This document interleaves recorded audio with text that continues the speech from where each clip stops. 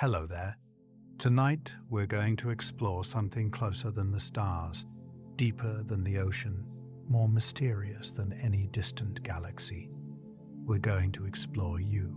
Not the you that exists in mirrors or photographs, but the invisible architecture of your mind, the quiet patterns that make you who you are, your personality.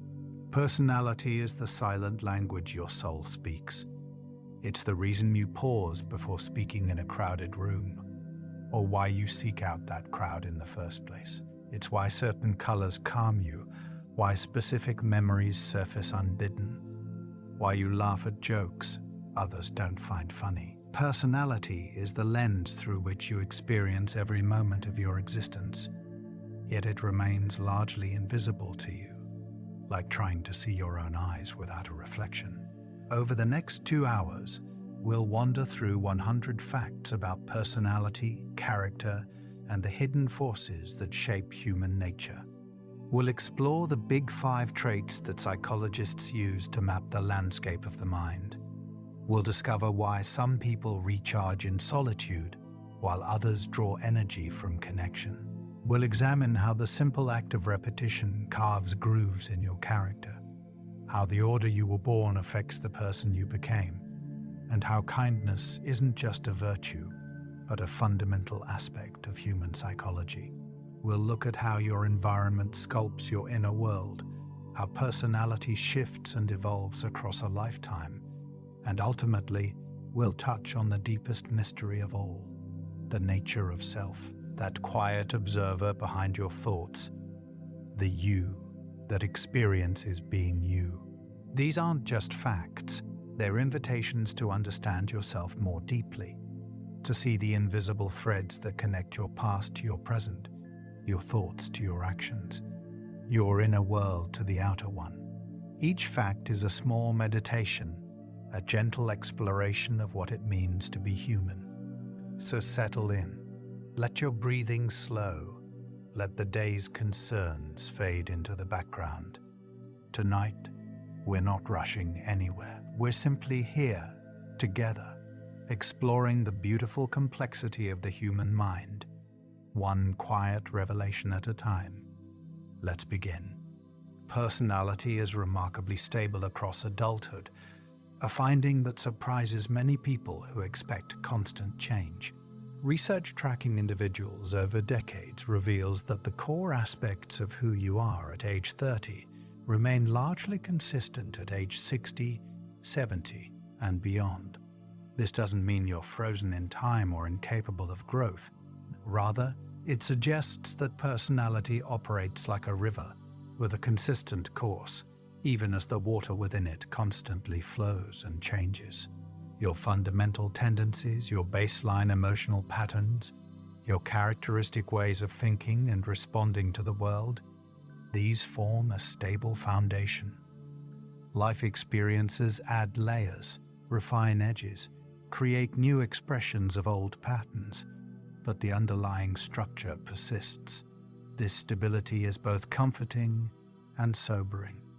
Comforting because it means you can trust yourself, can build a life on the foundation of knowing who you are. Sobering because it suggests that dramatic personality transformation, while possible, requires sustained effort and often significant life events. The stability of personality is one of psychology's most robust findings, replicated across cultures, across decades of research, across different measurement methods. It tells us that personality isn't just a passing phase or a collection of habits that can be easily discarded. It's woven into the fabric of your being, shaped by genetics, early experiences, and the accumulated weight of thousands of small choices. The Big 5 personality traits represent psychology's most comprehensive model for understanding human personality. These 5 dimensions, openness to experience, conscientiousness, extroversion, agreeableness, and neuroticism, emerge not from theory, but from language itself. Psychologists analyzed thousands of words people use to describe personality, looking for patterns and clusters. What they found was that most personality descriptions could be organized along these 5 broad dimensions. Openness reflects your curiosity, imagination, and willingness to engage with new ideas and experiences. Conscientiousness captures your tendency toward organization, discipline, and goal-directed behavior. Extroversion measures your orientation toward the external world, your energy in social situations, your tendency to seek stimulation. Agreeableness reflects your interpersonal warmth, your concern for others, your tendency toward cooperation rather than competition. Neuroticism, sometimes called emotional stability, measures your baseline emotional reactivity, your tendency to experience negative emotions like anxiety, sadness, or anger. These aren't categories you fit into, but dimensions you exist along. You're not simply extroverted or introverted, but somewhere on a continuum. The Big Five model has proven remarkably useful, predicting everything from job performance to relationship satisfaction to health outcomes. It works across cultures, though the expression of these traits varies with cultural context.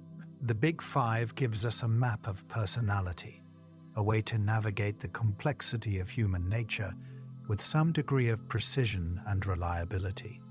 Genetics account for approximately 40 to 60% of personality variation, a finding that emerged from decades of twin studies. Identical twins raised apart show striking similarities in personality, far more than would be expected by chance. This doesn't mean personality is predetermined or that genes are destiny. Rather, it means that genetic factors create predispositions, tendencies, baseline settings that interact with environment to produce the person you become. The genetic influence on personality operates through complex pathways involving brain structure, neurotransmitter systems, and hormonal regulation. Some people are born with nervous systems that are more reactive, more sensitive to stimulation. Others have baseline temperaments that are calmer, more even-keeled. These biological foundations don't determine your personality, but they shape the raw material with which experience works. The remaining 40 to 60% of personality variation comes from environmental factors, though interestingly, much of this environmental influence is non-shared, meaning it comes from experiences unique to you rather than shared family environment. Two siblings growing up in the same household can have very different personalities because they experience that household differently, have different peer groups, different teachers, different life events. The interplay of genes and environment is not a simple addition but a complex dance, with genes influencing which environments you seek out and how you respond to them, and environments activating or suppressing different genetic potentials.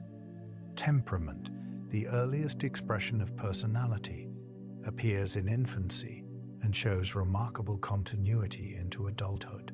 Researchers studying infants identify several core temperamental dimensions: activity level, emotional reactivity, sociability, and self-regulation.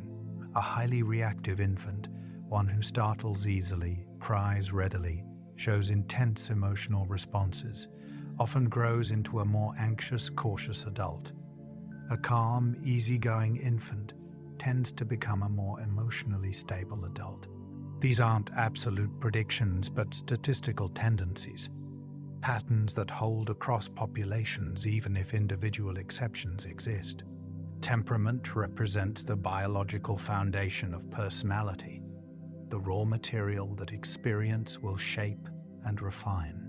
Parents often notice these differences between siblings from birth.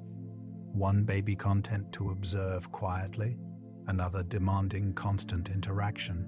These early patterns reflect differences in nervous system reactivity, in the threshold for emotional arousal, in the balance of neurotransmitters that regulate mood and attention. Temperament doesn't determine personality, but it constrains and channels it, making some developmental paths more likely than others. Understanding temperament helps explain why personality change, while possible, is difficult. You're not just changing habits or thoughts, but working against or with deep biological patterns established before you had language, before you had conscious memory, before you had a sense of self. Personality traits predict life outcomes with surprising accuracy. Conscientiousness, the tendency toward organization, self-discipline, and goal-directed behavior, predicts academic success, job performance, career advancement, and even longevity. Highly conscientious people live longer, healthier lives, partly because they engage in fewer risky behaviors, maintain healthier habits, and follow medical advice more consistently. Extroversion predicts social network size, leadership emergence, and career success in roles requiring social interaction.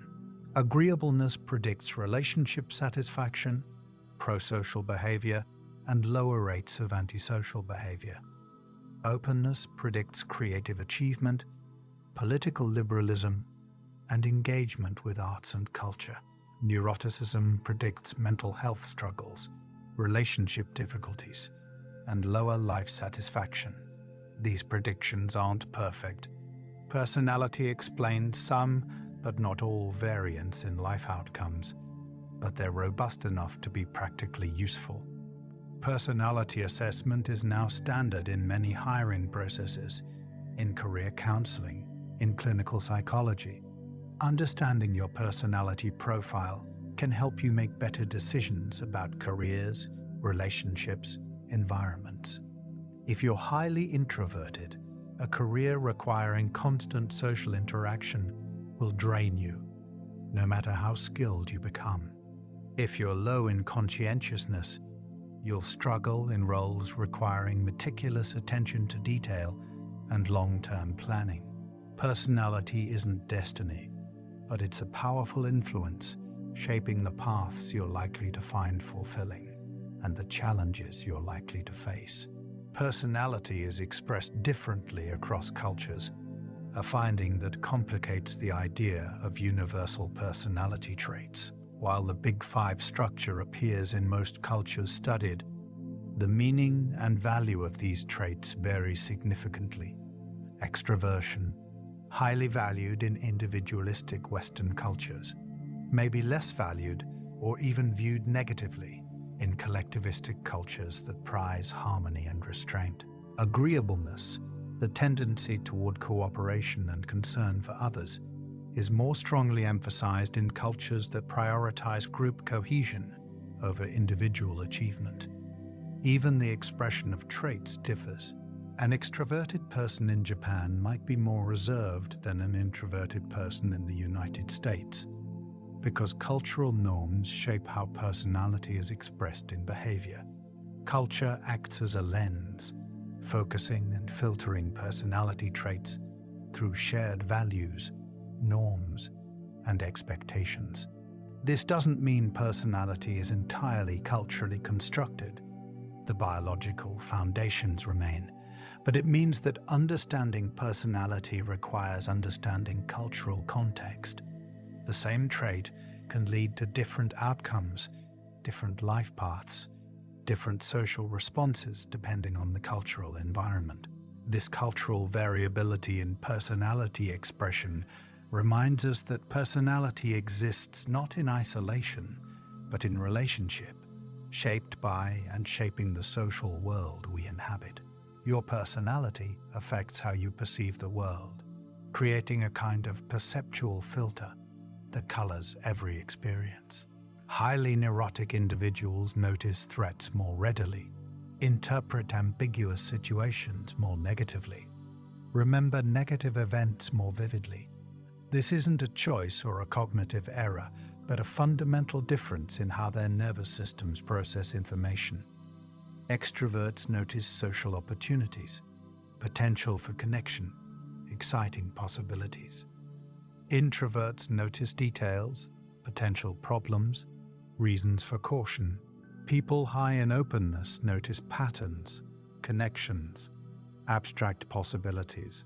Those low in openness notice concrete facts, practical concerns, established procedures. These perceptual differences mean that two people can experience the same situation completely differently.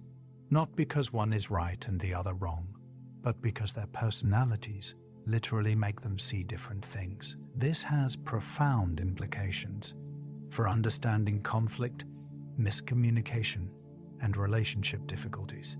Often what seems like disagreement about facts is actually disagreement rooted in different perceptual realities, shaped by different personalities.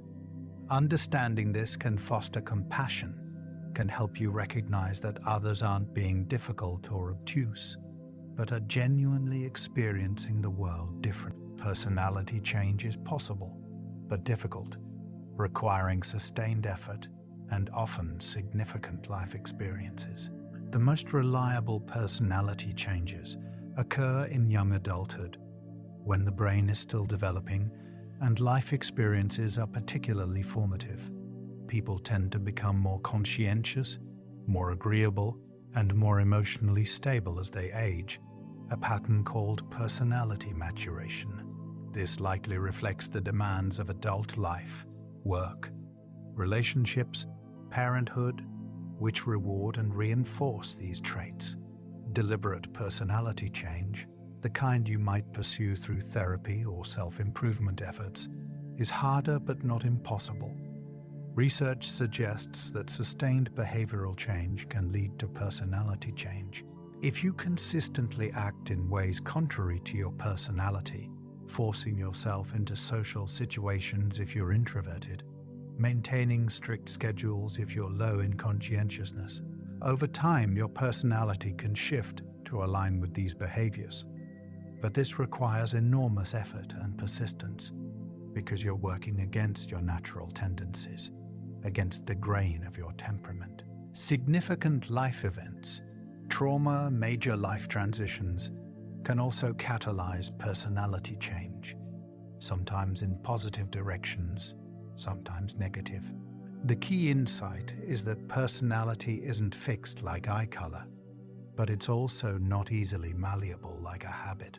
It occupies a middle ground, stable enough to provide continuity and predictability, flexible enough to allow growth and adaptation. The person-situation debate in personality psychology asks whether behavior is determined more by personality traits or by situational factors.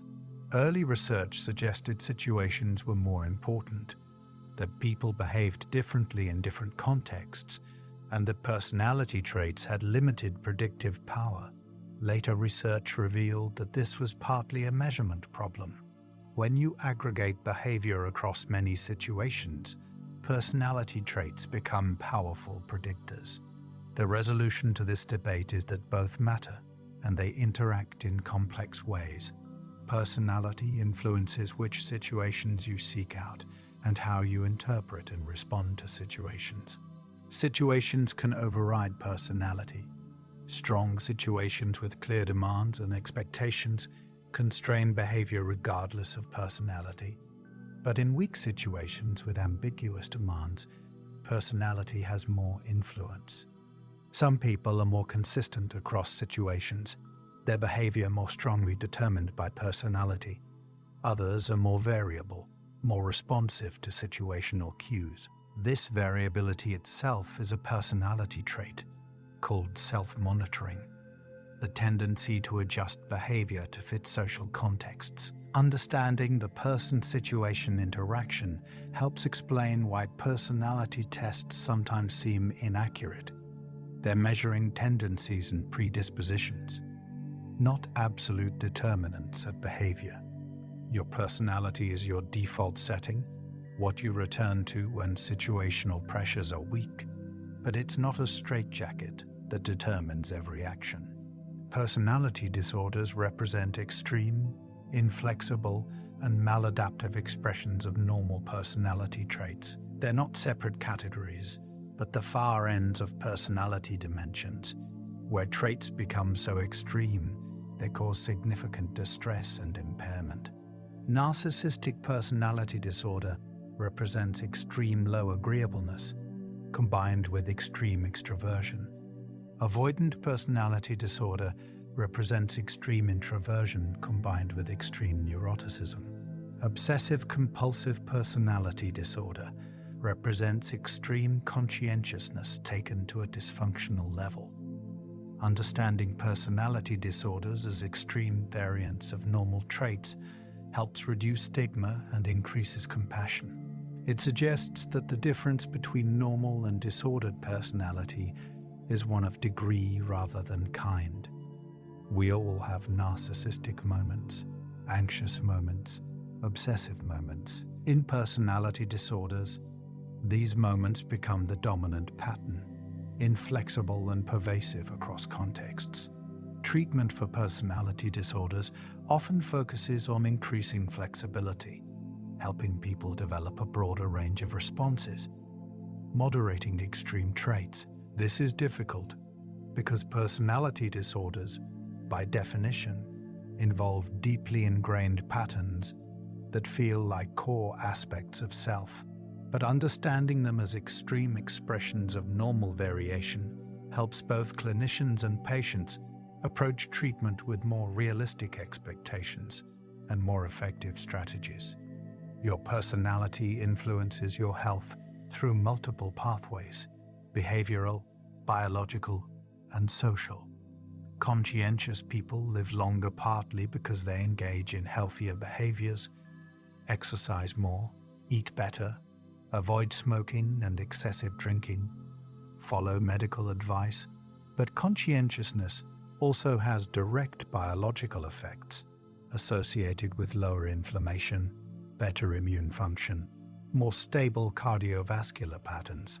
Neuroticism increases risk for various health problems, partly through stress pathways. Chronic anxiety and worry activate the body's stress response systems, leading to wear and tear on multiple organ systems. Extroversion is associated with larger social networks, which provide social support that buffers against stress and promotes health. Openness is associated with cognitive health in aging, possibly because people high in openness engage in more mentally stimulating activities. These personality health connections are substantial, comparable in magnitude to more traditional health risk factors like diet and exercise. This doesn't mean personality is destiny for health, but it does mean that understanding your personality can help you identify health risks and develop more effective prevention strategies. If you're high in neuroticism, stress management becomes particularly important. If you're low in conscientiousness, creating external structures and supports for healthy behaviors becomes crucial. Personality shapes health, not through a single pathway, but through the accumulated effect of thousands of small choices and responses over a lifetime. Personality assessment has a long and sometimes controversial history, from ancient theories of humors to modern psychometric instruments. The most widely used personality assessment today is the Neo-Personality Inventory, which measures the Big Five traits through self-report questionnaires. These instruments are remarkably reliable and valid, predicting behavior and life outcomes better than many medical tests predict health outcomes. But they have limitations. Self-report can be biased by social desirability, by lack of self-awareness, by current mood. People don't always know themselves as well as they think they do, and even when they do, they may not report honestly. Alternative assessment methods include observer reports, asking people who know you well to rate your personality, which often provides different and complementary information. Behavioral assessments observe actual behavior in controlled situations. Implicit measures try to assess personality without conscious awareness or control. Each method has strengths and weaknesses, and the best personality assessment often combines multiple methods. The goal isn't to put people in boxes, but to provide useful information for self-understanding, for making better life decisions, for understanding relationship dynamics. Personality assessment, done well, can be profoundly illuminating, helping you see patterns you've lived with but never consciously recognized. The concept of personality itself is culturally and historically specific, a Western invention that assumes a stable, internal essence that defines who you are. Many non-Western cultures have different concepts of self and personality, emphasizing social roles, relationships, and context over internal traits. In some cultures, the question, "Who are you?" is answered not with personality traits, but with social positions, family relationships, community roles. This doesn't mean personality doesn't exist in these cultures, but that it's understood and valued differently. The Western emphasis on personality reflects individualistic values, the idea that each person is unique, that self-expression and self-actualization are important goals. Collectivistic cultures may emphasize harmony, fitting in, fulfilling social obligations, over expressing individual personality. These different cultural frameworks aren't right or wrong, but reflect different values and different ways of organizing social life. Understanding the cultural specificity of personality reminds us that even our most basic psychological concepts are shaped by cultural context. That what seems natural and obvious to us may be one possibility among many. This cultural perspective on personality invites humility, openness to different ways of understanding human nature, recognition that psychology's models are tools, useful but not absolute truths. Introversion and extroversion exist on a spectrum, not as binary categories, and most people fall somewhere in the middle, a position sometimes called ambiversion. The extreme introvert, someone who is drained by nearly all social interaction and requires extensive solitude to function, is relatively rare. So is the extreme extravert, someone who cannot tolerate solitude and seeks constant social stimulation. Most people experience a mix, enjoying social connection in some contexts while needing solitude in others, feeling energized by certain types of interaction while drained by others. The introversion-extroversion dimension reflects fundamental differences in how the nervous system responds to stimulation. Introverts have nervous systems that are more easily aroused, more sensitive to stimulation. What feels pleasantly engaging to an extrovert can feel overwhelming to an introvert. Extroverts have nervous systems that require more stimulation to reach optimal arousal, which is why they seek out social interaction, novelty, excitement. Understanding this as a spectrum helps explain why you might feel introverted in some situations and extroverted in others, why your social needs vary with context, stress level, and life circumstances. It also helps explain why neither introversion nor extroversion is inherently better or worse. They're simply different strategies for regulating arousal and energy, each with advantages and disadvantages depending on the situation. Introverts process information differently than extroverts, preferring depth over breadth, reflection over action. When faced with a problem, introverts tend to think it through internally before speaking or acting. They prefer to work through ideas in solitude, to have time to process and reflect. Extroverts, in contrast, often process information through talking, through interaction with others. They think out loud, develop ideas through conversation, prefer action to prolonged reflection. These different processing styles can lead to misunderstandings. Introverts may be seen as slow, indecisive, or withholding when they're simply taking time to process internally. Extroverts may be seen as impulsive, superficial, or dominating when they're simply processing through external engagement. Neither style is superior. They're adapted to different types of problems and situations. Introverted processing excels in situations requiring deep analysis, careful consideration, attention to subtle details. Extroverted processing excels in situations requiring quick decisions, brainstorming, building on others' ideas. Understanding these differences can improve communication, collaboration, and mutual respect. It can help introverts recognize that they may need to share their thinking process more explicitly, and help extroverts recognize that silence doesn't mean absence of thought, but a different mode of thinking. The need for solitude versus social connection is perhaps the most defining feature of the introversion-extroversion dimension. Introverts recharge through solitude, finding that time alone restores their energy, clarity, and sense of self. Social interaction, even pleasant interaction with people they love, depletes their energy over time.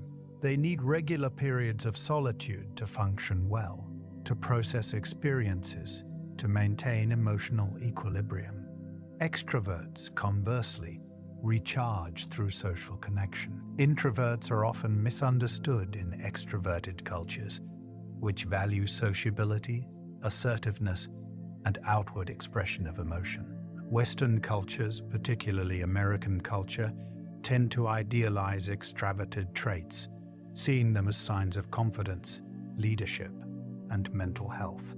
Introversion is often pathologized, seen as shyness, social anxiety, or lack of social skills.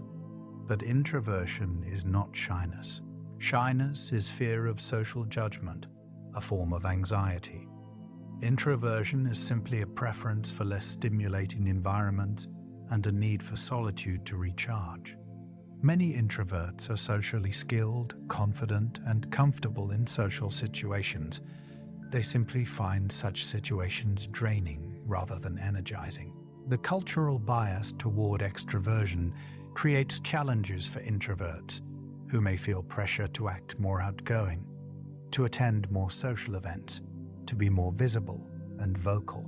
This pressure can lead introverts to mask their true nature, to push themselves beyond their comfort zone in ways that lead to burnout and exhaustion. Understanding introversion as a normal, healthy personality variant, rather than a deficit, helps reduce this pressure. It allows introverts to honor their needs without shame, to create lives that work with their nature rather than against it. It also helps extroverts understand that introverted behavior isn't personal rejection, but a different way of being in the world. Extroverts tend to have larger social networks, but not necessarily deeper relationships. The extrovert's orientation toward breadth, toward many connections and interactions, means they often know many people, but may not know any of them deeply. Introverts tend to have smaller social networks, but invest more deeply in the relationships they do have. They prefer a few close friends to many acquaintances, deep conversation to small talk, quality of connection over quantity. Neither approach is better. They represent different strategies for social connection, each with trade-offs. Large social networks provide more diverse perspectives, more opportunities, more social support distributed across many people. Small, deep networks provide more intimacy, more understanding, more reliable support from people who truly know you. Extroverts may struggle with loneliness despite being surrounded by people, because their many connections lack depth. Introverts may struggle with isolation despite having deep connections, because their small networks can't meet all their social needs. The ideal, perhaps, is to recognize your natural tendency and consciously work to develop the other side, extroverts cultivating some deeper connections, introverts expanding their networks somewhat. But this should be done with self-awareness and self-compassion, recognizing that you're working against your natural grain and that it will require effort and energy. The introversion-extroversion dimension has a strong genetic component, with heritability estimates around 50%. This means that about half the variation in introversion-extroversion across people is due to genetic factors. Twin studies show that identical twins are much more similar in introversion-extroversion than fraternal twins, even when raised apart. The genetic influence operates through differences in brain structure and function, particularly in systems related to arousal and reward. Introverts show greater activity in brain regions associated with internal processing, memory, and planning. Extroverts show greater activity in regions associated with reward processing and external stimulation. These brain differences are present from early childhood and remain relatively stable across the lifespan. The genetic basis of introversion-extroversion doesn't mean it's fixed or unchangeable, but it does mean that trying to fundamentally change from introvert to extrovert, or vice versa, is working against biology. You can learn to act more extroverted or introverted as situations require, can develop skills and strategies that don't come naturally, but your baseline preference, your default setting, is largely determined by biology. This understanding can bring relief, permission to stop trying to be someone you're not, to accept your nature and work with it, rather than against it. Introverts and extroverts experience and express emotions differently. Introverts tend to experience emotions more intensely, but express them less outwardly. Their emotional life is rich and complex, but largely internal, not readily visible to others. This can lead others to underestimate the depth of the introvert's feelings, to see them as cold or unfeeling when they're actually experiencing intense emotion. Extroverts tend to express emotions more readily and visibly, wearing their hearts on their sleeves. Their emotional expression is more immediate, more outward, more socially engaged. This doesn't mean their emotions are more intense, just more visible. These differences in emotional expression can create misunderstandings in relationships. The introvert's reserve may be interpreted as lack of caring, when it's simply a different style of emotional expression. The extrovert's emotional expressiveness may be seen as dramatic or attention-seeking, when it's simply their natural way of processing and sharing feelings. Understanding these differences helps create space for different emotional styles, recognizing that internal depth and external expression are independent dimensions. You can feel deeply without showing it, and you can express readily without necessarily feeling more intensely. Both styles are valid. Both have strengths and limitations. The rise of digital communication has created new dynamics for introverts and extroverts. For many introverts, digital communication, texting, email, social media, offers a more comfortable mode of interaction than face-to-face conversation. It allows time to think before responding, control over the pace and intensity of interaction, and the ability to engage socially without the draining aspects of physical presence. Many introverts report feeling more authentic and expressive in writing than in person. Extroverts, conversely, often find digital communication unsatisfying, missing the energy and immediacy of face-to-face interaction. They may text or message frequently, using digital communication to maintain the constant social connection they crave, but it doesn't fully satisfy their need for in-person interaction. The pandemic and the shift to remote work highlighted these differences, with many introverts thriving in the reduced social demands of working from home, while many extroverts struggled with isolation and lack of in-person connection. Digital communication isn't inherently better for introverts or worse for extroverts, but it does shift the balance, creating new opportunities and challenges for both. Understanding how your personality interacts with communication medium can help you make better choices about how you connect with others. Introversion and extroversion influence career success in complex ways. Extroverts have advantages in careers requiring social interaction, networking, public speaking, sales, leadership roles that require visibility and charisma. They're more likely to emerge as leaders, to be noticed and promoted, to build the social networks that advance careers. Introverts have advantages in careers requiring deep focus, independent work, careful analysis, creative work that requires solitude. They excel in roles that reward depth over breadth, quality over quantity, thoughtful reflection over quick action. But these are tendencies, not absolutes. Many successful leaders are introverts, leading through quiet competence, careful listening, and thoughtful decision-making rather than charisma and visibility. Many successful researchers and writers are extroverts, finding ways to combine their need for social interaction with work that requires solitude. The key is finding or creating a career that works with your personality rather than against it, or developing strategies to manage the aspects of your work that don't align with your natural tendencies. An introverted teacher might structure their day to include periods of solitude for planning and grading. An extroverted writer might join writing groups or work in coffee shops to satisfy their need for social presence while doing solitary work.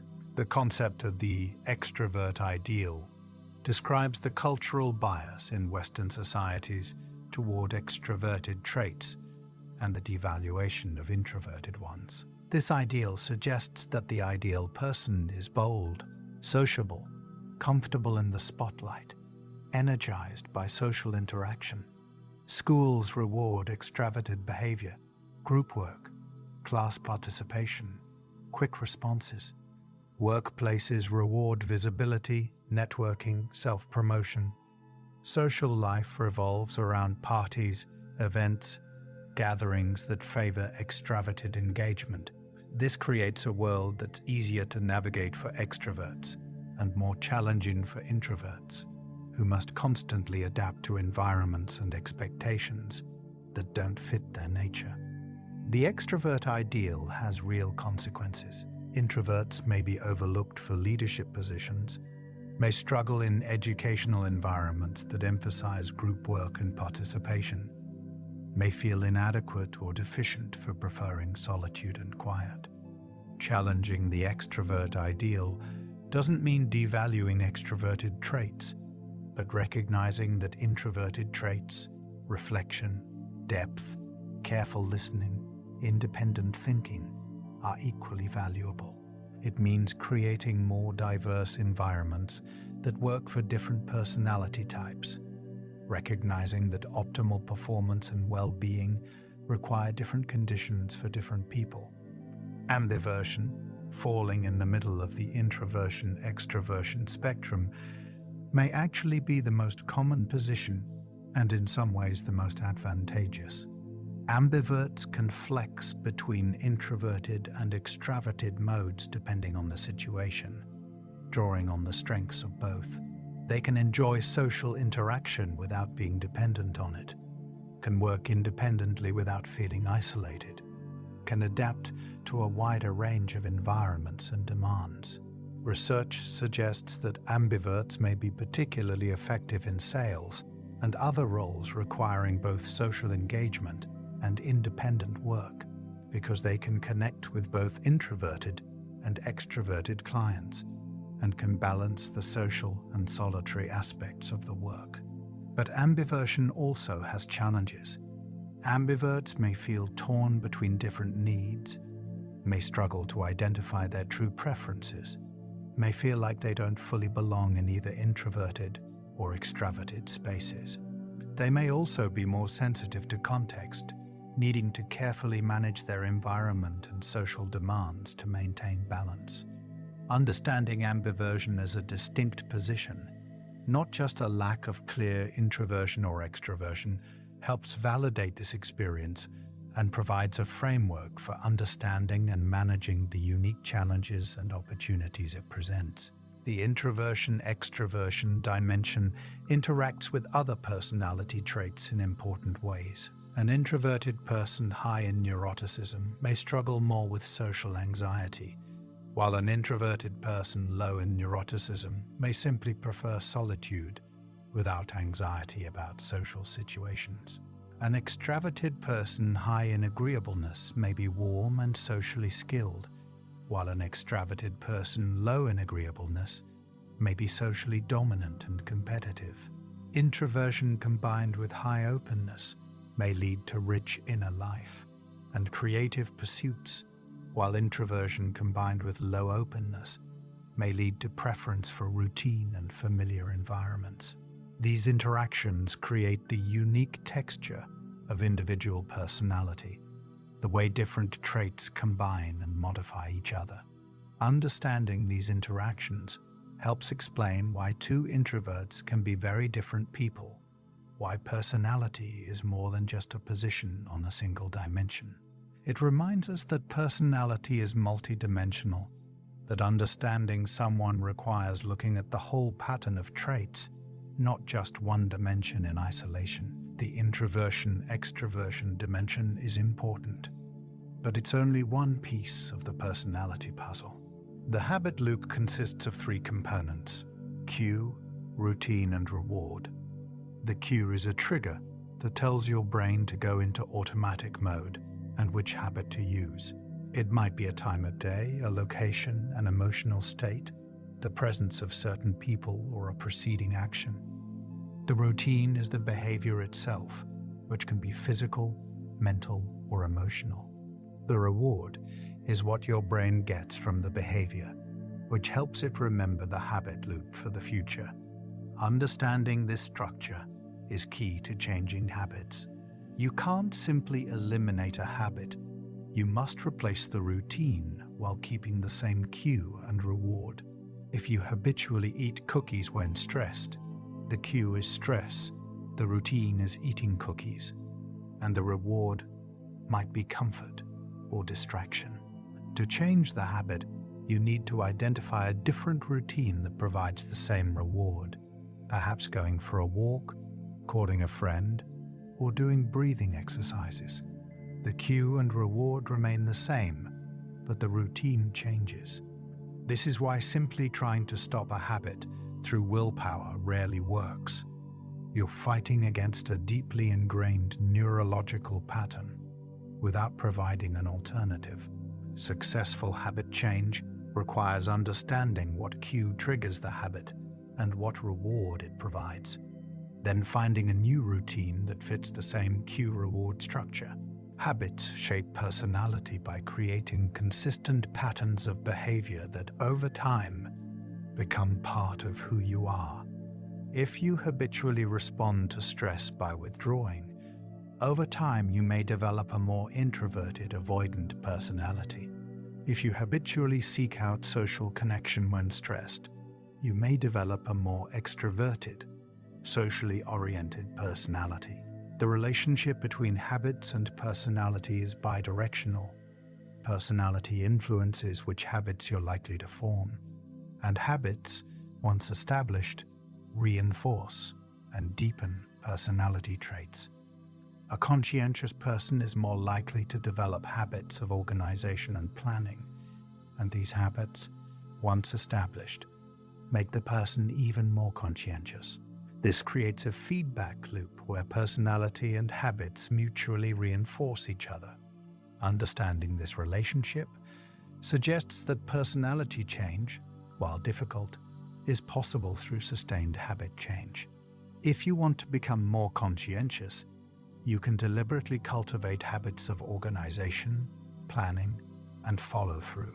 Over time, these habits will feel more natural, will require less effort, and will begin to feel like part of who you are. This is a slow process, requiring months or years of sustained effort, but it's more effective than trying to change personality directly. You can't simply decide to be different, but you can change your habits. And through changing your habits, you can change yourself. The formation of habits follows a predictable timeline, though the exact duration varies depending on the complexity of the behavior and individual differences. The popular claim that it takes 22 days to form a habit is a myth based on a misinterpretation of research. Actual research suggests that simple habits might form in a few weeks, while more complex habits can take several months. One study found that, on average, it took 66 days for a new behavior to become automatic. But there was wide variation, from 18 to 254 days. The key factor isn't time alone, but repetition in consistent contexts. A behavior becomes habitual when it's been repeated enough times in the same context that the context itself becomes a cue for the behavior. This is why establishing a consistent routine is so important for habit formation. If you want to develop a habit of morning exercise, doing it at the same time, in the same place, with the same cue, will help it become automatic, faster than doing it at random times. The early stages of habit formation require significant willpower and conscious effort. This is when most people fail, giving up before the behavior becomes automatic. Understanding that this difficulty is temporary, that it will get easier with repetition, can help you persist through the challenging early stages. Breaking bad habits is more difficult than forming new ones, because you're not just establishing a new pattern, but overriding an existing one. The neurological pathways of old habits never completely disappear. They remain dormant, ready to be reactivated by the right cue. This is why people often relapse into old habits during times of stress or when they encounter familiar cues. The most effective strategy for breaking bad habits is not elimination but replacement, substituting a new routine for the old one, while keeping the same cue and reward. This works with the brain's existing habit structure, rather than against it. If you have a habit of checking social media when bored, you need to identify what reward you're getting, perhaps distraction, social connection, or a sense of accomplishment from clearing notifications. Then find a different routine that provides the same reward, perhaps reading, calling a friend, or working on a hobby. The cue, boredom, remains the same, but the routine changes. Another effective strategy is to change your environment to remove or modify cues that trigger the unwanted habit. If you habitually eat junk food while watching TV, changing where you sit, what you do with your hands, or even what you watch can disrupt the habit loop. Breaking bad habits requires understanding their structure, identifying cues and rewards, and consciously creating new routines that serve the same psychological function. Keystone habits are small changes that trigger a cascade of other positive changes, creating widespread transformation from a single behavioral shift. Exercise is a classic keystone habit. People who start exercising regularly often find themselves eating better, sleeping better, being more productive, and feeling more confident, even though they only consciously changed one behavior. The exercise habit creates a sense of momentum and self-efficacy that spills over into other areas of life. Other common keystone habits include making your bed in the morning, which creates a sense of accomplishment and order that influences the rest of the day, keeping a food journal, which increases awareness and leads to better eating choices, and establishing a regular sleep schedule, which improves energy, mood, and decision-making. Keystone habits work by changing your sense of identity and creating small wins that build confidence and motivation. They also often involve creating structure and routine, which makes it easier to maintain other positive behaviors. Identifying and cultivating keystone habits is one of the most efficient ways to create broad life changes. because you're leveraging the power of one habit to influence many others. The key is to choose a keystone habit that's achievable, that you can realistically maintain, because the power comes from consistency over time, not from dramatic short-term changes. The environment shapes habits more powerfully than willpower or motivation. Your physical and social environment is full of cues that trigger habitual behaviors, often without your awareness. If you keep cookies on the counter, you'll eat more cookies, not because you lack willpower, but because the visual cue triggers the habit. If you're surrounded by people who exercise regularly, you're more likely to exercise not because you're more motivated, but because the social environment normalizes and cues the behavior. This environmental influence on habits has important implications for behavior change. Instead of relying on willpower, which is limited and depletes with use, you can redesign your environment to make desired behaviors easier and undesired behaviors harder. This is called choice architecture, structuring your environment to guide behavior in desired directions. Want to read more? Put books in visible, accessible places, and put your phone in a drawer. Want to eat healthier? Keep healthy snacks at eye level and junk food out of sight or out of the house entirely. Want to exercise more? Lay out your workout clothes the night before. Join a gym near your home or work. Find an exercise partner who will expect you to show up. These environmental changes work with your brain's natural tendency to take the path of least resistance, making good habits easier and bad habits harder without requiring constant willpower. Habit stacking is a technique for building new habits by anchoring them to existing ones, using established habits as cues for new behaviors. The formula is simple. After I pour my morning coffee, I will meditate for 2 minutes. After I sit down for dinner, I will say one thing I'm grateful for. After I brush my teeth at night, I will lay out my clothes for tomorrow. This works because existing habits are already wired into your brain. They happen automatically without conscious thought. By linking a new behavior to an existing habit, you're leveraging an established cue, making it more likely that the new behavior will be triggered consistently. Habit stacking is particularly effective for small behaviors that take less than 2 minutes because they're easy to complete and don't require significant motivation. Over time, these small behaviors can be gradually expanded. 2 minutes of meditation can become 5, then 10. 1 push-up can become 5, then 10. The key is to start small enough that the behavior feels easy, almost trivial, because the goal in the early stages is not to achieve dramatic results, but to establish the pattern, to wire the new behavior into your routine. Once the pattern is established, you can gradually increase the intensity or duration. Identity-based habits focus on who you want to become rather than what you want to achieve. Instead of setting a goal to run a marathon, you adopt the identity of a runner. Instead of trying to write a book, you become a writer.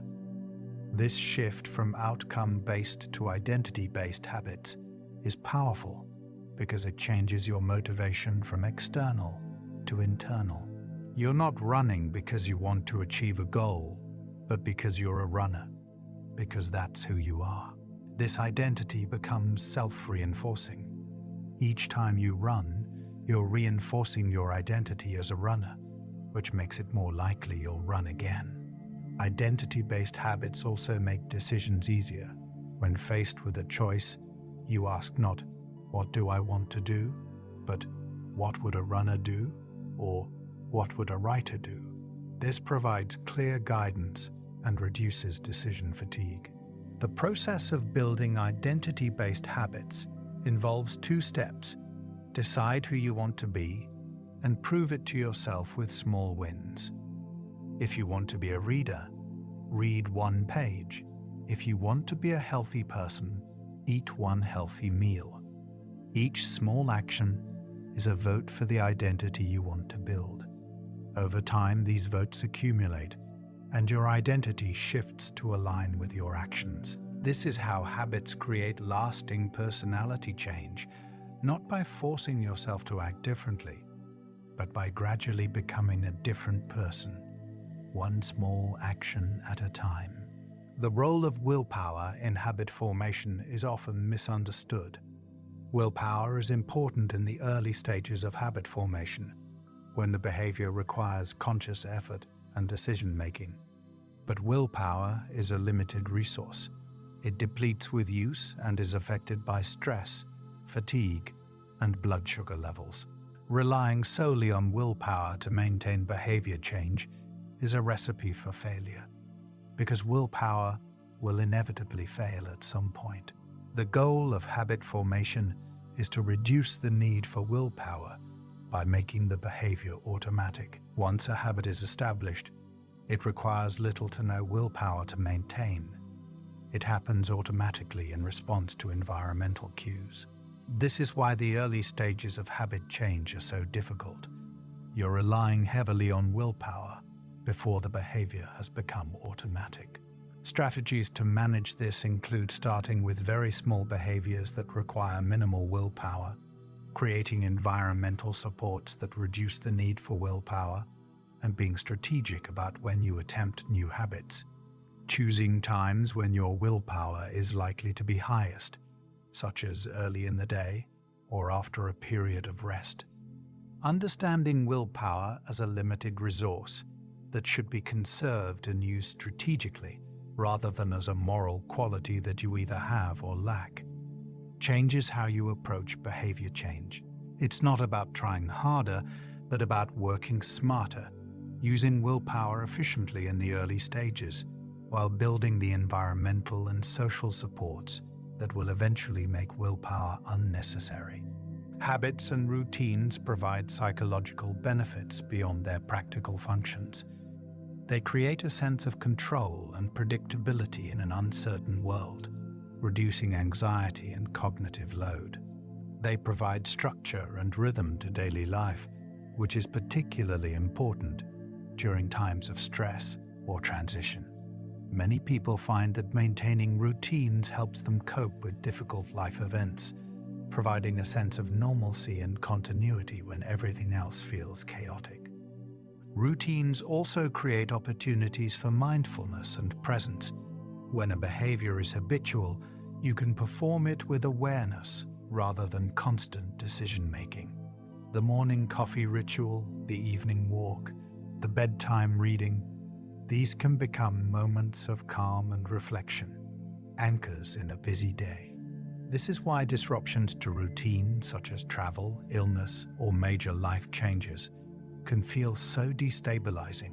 You're not just losing the practical benefits of the routine, but the psychological comfort and structure it provides. Understanding the psychological function of habits and routines helps explain why they're so hard to change, and why it's important to be gentle with yourself during periods of disruption. It also suggests that when building new habits, you should consider not just their practical benefits, but their psychological function, how they make you feel, what needs they meet, how they contribute to your sense of identity and well-being. The concept of implementation intentions involves creating specific plans for when, where, and how you'll perform a behavior, dramatically increasing the likelihood that you'll follow through. Instead of a vague goal like, "I'll exercise more," you create a specific plan. "I will go to the gym at 6 a.m. on Monday, Wednesday, and Friday, and I will do 30 minutes of cardio, followed by 20 minutes of strength training." This specificity works because it reduces the need for decision-making in the moment. You've already decided what you'll do, when you'll do it, and where you'll do it. When the time comes, you simply execute the plan, rather than deliberating about whether and how to act. Research shows that implementation intentions can double or triple the success rate of behavior change efforts. They're particularly effective when combined with if-then planning, which prepares you for obstacles. If it's raining, then I'll do a home workout instead of going to the gym.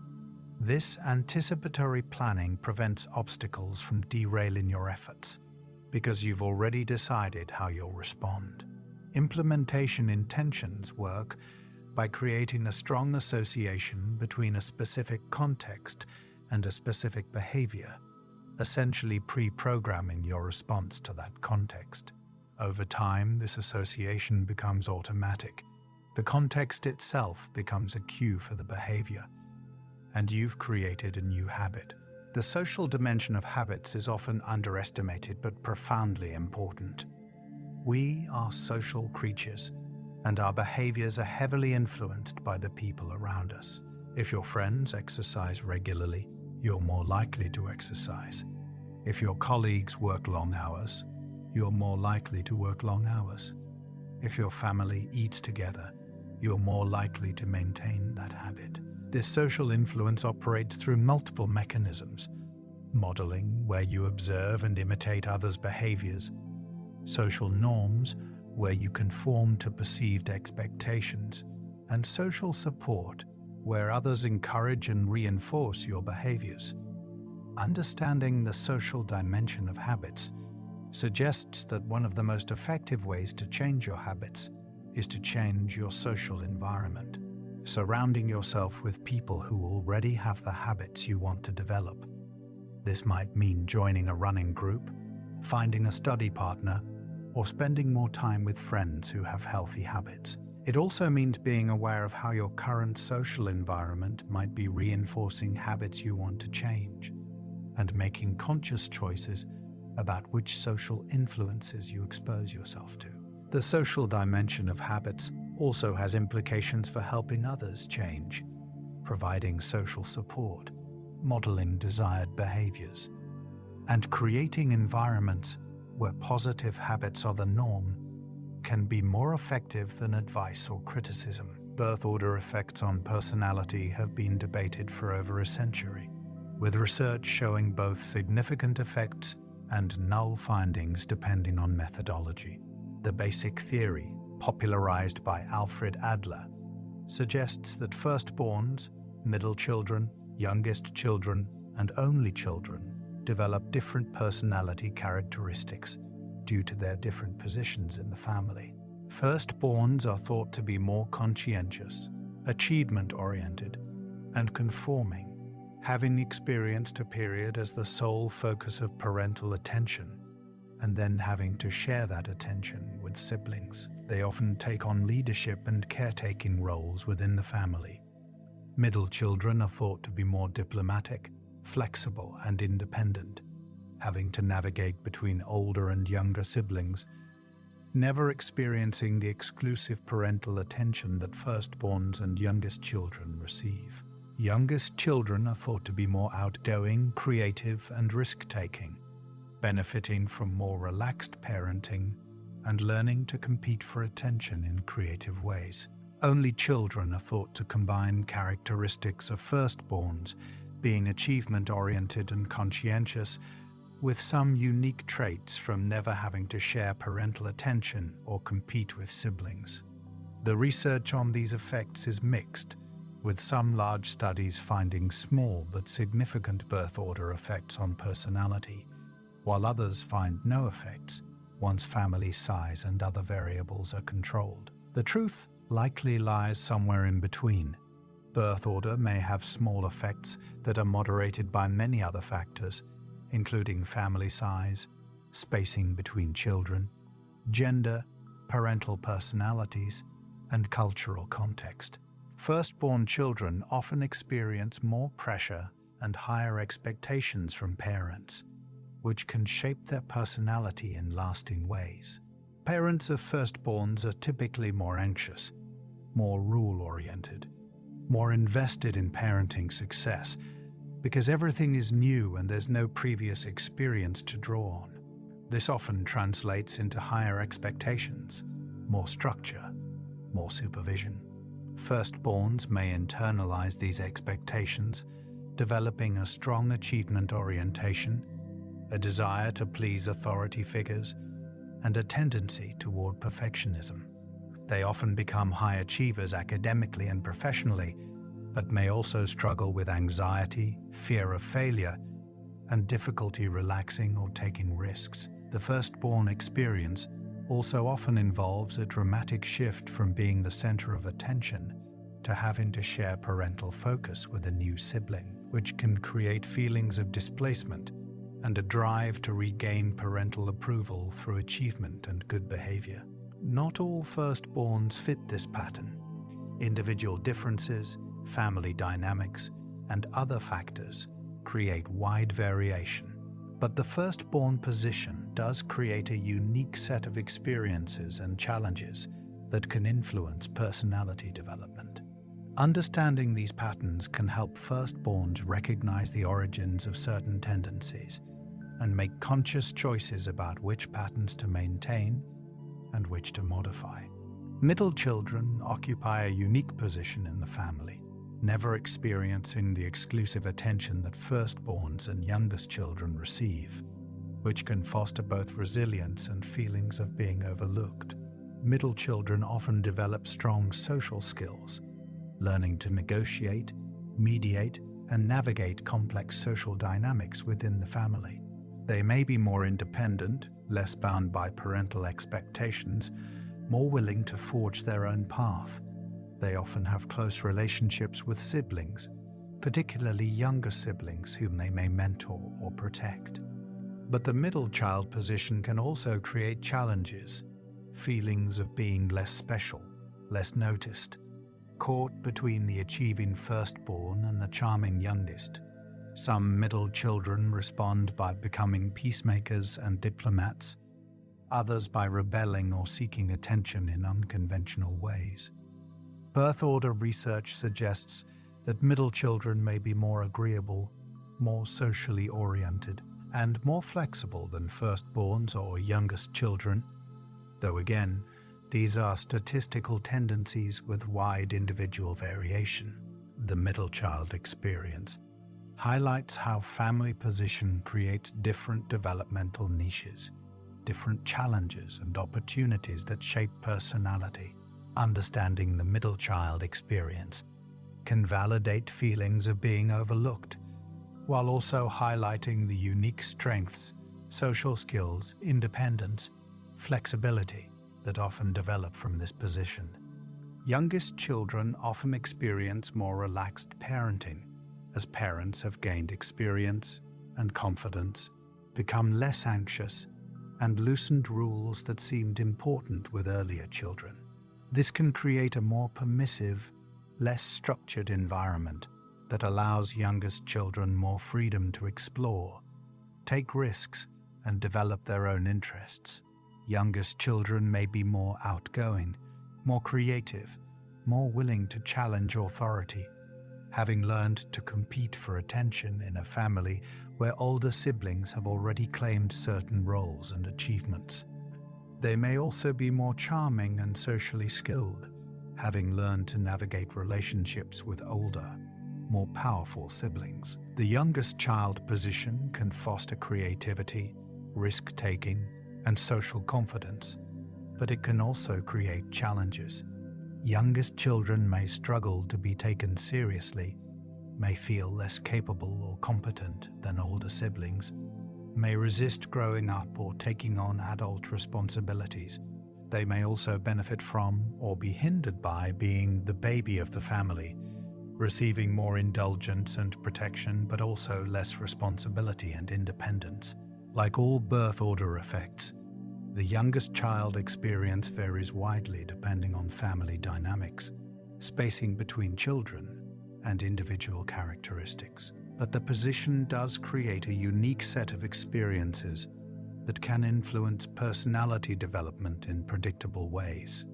Only children experience a unique family dynamic, never having to share parental attention or resources with siblings, which creates both advantages and challenges. Only children often receive more parental time, attention, and resources, which can translate into academic and professional success. They may be more achievement-oriented, more comfortable with adults, more mature for their age, having spent more time in adult company. They often develop strong verbal skills and intellectual interests, benefiting from extensive conversation and interaction with parents. But only children also miss out on the social learning that comes from sibling relationships. The negotiation, conflict resolution, sharing, and cooperation that siblings practice daily. They may be more comfortable with solitude, more self-directed, but also potentially more socially anxious or less skilled at peer relationships. The stereotype of only children as spoiled or selfish is not supported by research, which generally finds that only children are similar to firstborns in personality, high in achievement orientation and conscientiousness, but without the displacement experience that firstborns undergo when a sibling arrives. Only children may face unique pressures, being the sole focus of parental hopes and expectations, carrying the full weight of family legacy and parental investment. Understanding the only child experience helps recognize both the privileges and the burdens of this family position. Sibling relationships are among the longest-lasting relationships most people have, often spanning an entire lifetime, and they play a crucial role in personality development. Siblings provide opportunities for social learning, conflict resolution, cooperation, competition, and emotional support. The quality of sibling relationships varies enormously, from close and supportive to distant or hostile, and this variation has significant effects on personality and well-being. Positive sibling relationships provide emotional support, companionship, and a sense of belonging that can buffer against stress and promote resilience. Negative sibling relationships can create lasting wounds, feelings of inadequacy, resentment, or rivalry that persist into adulthood. Sibling relationships are also unique in their combination of intimacy and conflict.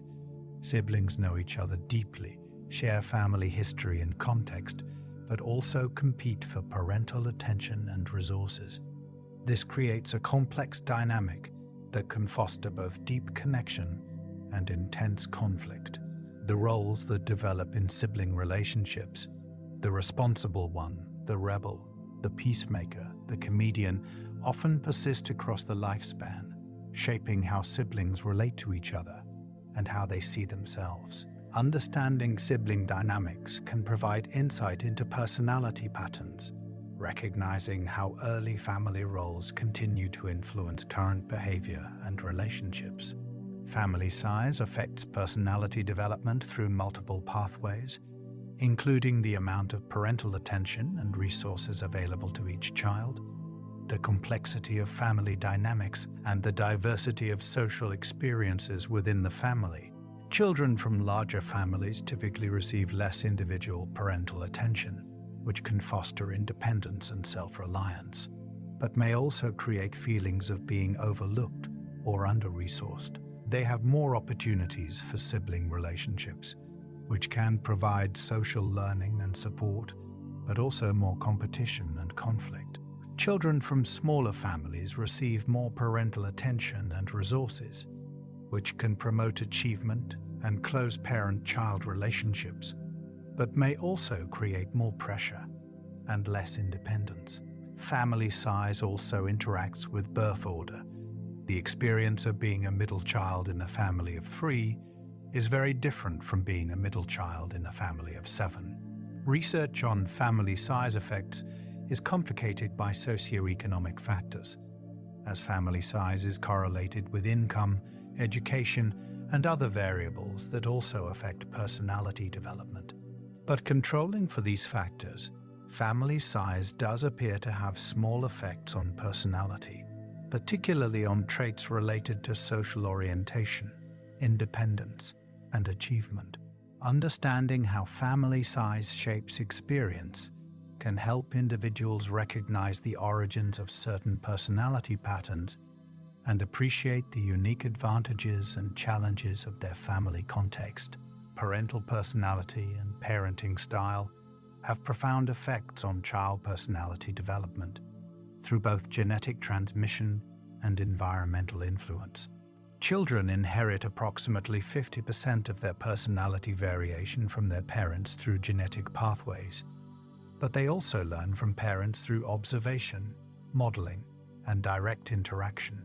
Authoritative parenting, characterized by high warmth and high structure, tends to produce children who are confident, socially competent, and high in self-esteem. Authoritarian parenting, high in structure but low in warmth, tends to produce children who are obedient and achievement-oriented, but may struggle with self-esteem and social skills. Permissive parenting, high in warmth but low in structure, tends to produce children who are creative and socially confident, but may struggle with self-discipline and achievement. Neglectful parenting, low in both warmth and structure, is associated with the poorest outcomes across multiple domains. These are broad patterns with many exceptions, and parenting effects are moderated by child temperament, cultural context, and other factors. But parenting style does matter, creating environments that either support or hinder healthy personality development.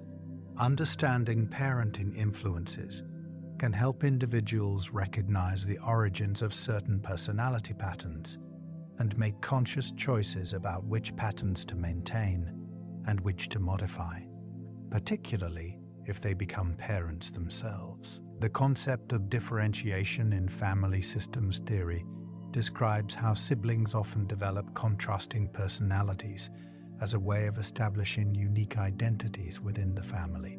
If the firstborn is academic and achievement-oriented, the second child might become athletic or artistic. If one sibling is outgoing and social, another might become more introverted and reflective. This differentiation serves multiple functions. It reduces direct competition between siblings, allows each child to claim a unique niche within the family, and helps children establish separate identities.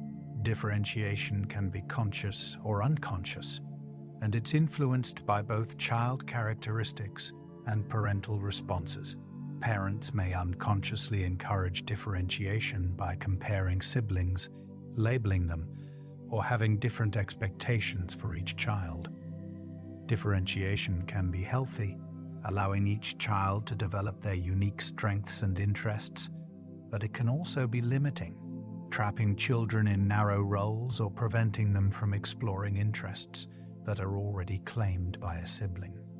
Understanding differentiation helps explain why siblings from the same family can be so different, and it highlights the importance of family dynamics, not just individual characteristics, in shaping personality. It also suggests that personality is partly relational, developed in response to and in contrast with the personalities of those around us, particularly in the formative environment of the family. Adult-sibling relationships often reflect and continue patterns established in childhood, but they also have the potential for change and healing. Many adults find that sibling relationships become closer and more important in adulthood, particularly after parents age or die. Siblings share family history, understand family dynamics in ways that partners or friends cannot, and can provide unique forms of support and connection. But adult sibling relationships can also be complicated by old rivalries, resentments, and role patterns that no longer fit. The responsible oldest may resent always being expected to take charge. The rebellious youngest may want to be taken seriously. The peacemaking middle child may be tired of mediating family conflicts. Renegotiating adult sibling relationships requires recognizing these old patterns, communicating about them, and consciously choosing new ways of relating. This isn't always possible. Some sibling relationships remain distant or conflicted throughout life. But many people find that investing in sibling relationships in adulthood brings unexpected rewards, deepening connections, healing old wounds, and providing a sense of continuity and belonging that becomes more precious with age. Understanding the potential for growth and change in sibling relationships can motivate efforts to improve these important connections. Family narratives, the stories families tell about themselves and their members, play a powerful role in shaping personality and identity. These narratives assign roles. She's the smart one, he's the athlete, she's the sensitive one, he's the troublemaker, and these roles can become self-fulfilling prophecies.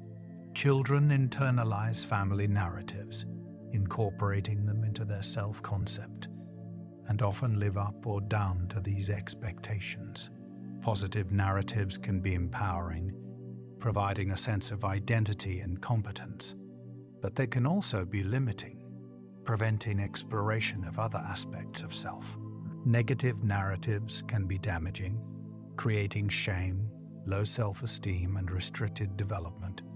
Family narratives are often resistant to change, persisting even when they no longer fit reality. The adult who is labeled the troublemaker as a child may still be seen that way by family members, even after decades of responsible behavior.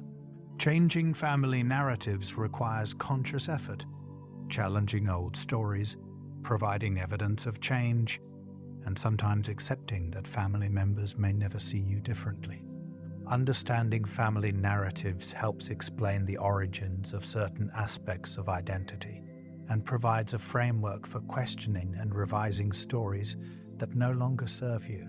It also highlights the power of language and story in shaping personality, reminding us that who we are is partly a function of the stories we and others tell about us. The transition to adulthood often involves renegotiating family relationships, establishing independence while maintaining connection, a process that can be challenging for both young adults and parents.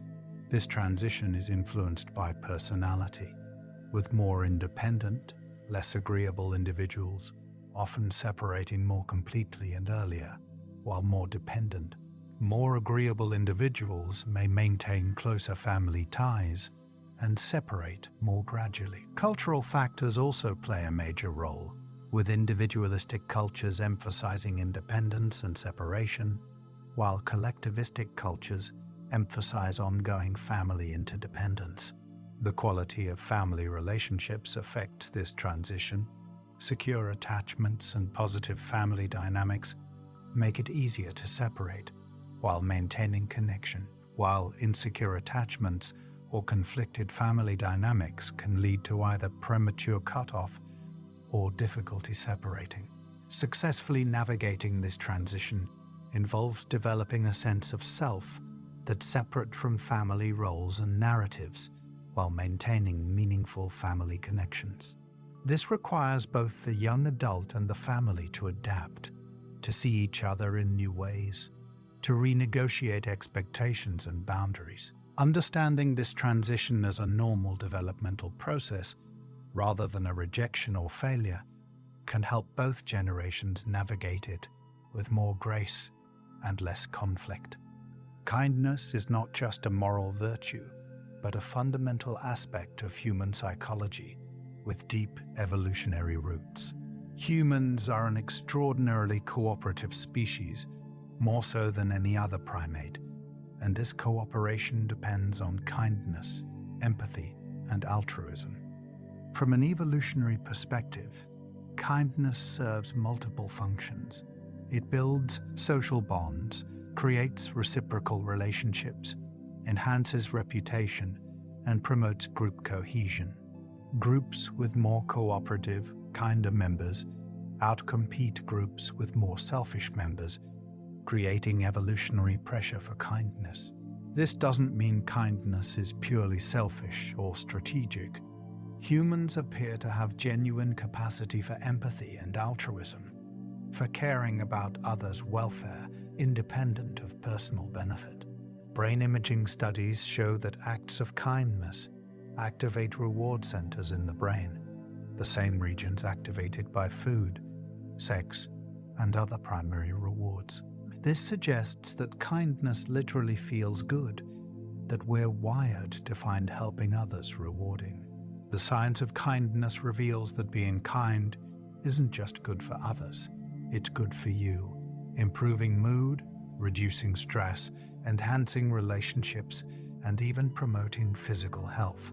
Understanding kindness as a fundamental human capacity, not just a nice extra, changes how we think about human nature and our potential for creating more compassionate societies. Empathy, the ability to understand and share others' feelings, is a core component of kindness and comes in multiple forms.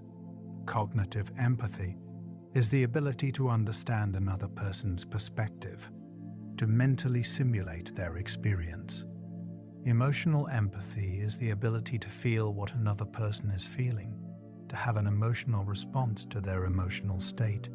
Compassionate empathy combines understanding and feeling with a motivation to help, to alleviate the other person's suffering. These different types of empathy involve different brain systems and can vary independently. Some people are high in cognitive empathy but low in emotional empathy. They understand others' perspectives but don't feel their emotions. Others are high in emotional empathy but low in cognitive empathy.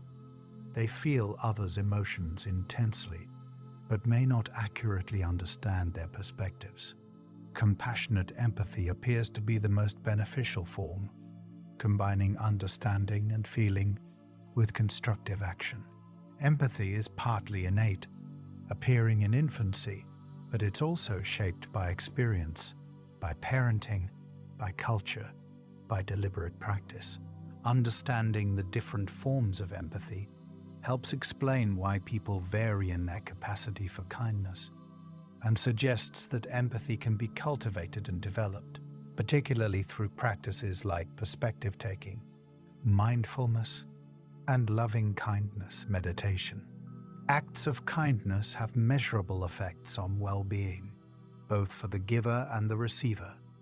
Research shows that performing acts of kindness increases happiness, reduces stress, and enhances sense of meaning and purpose. These effects are not just subjective.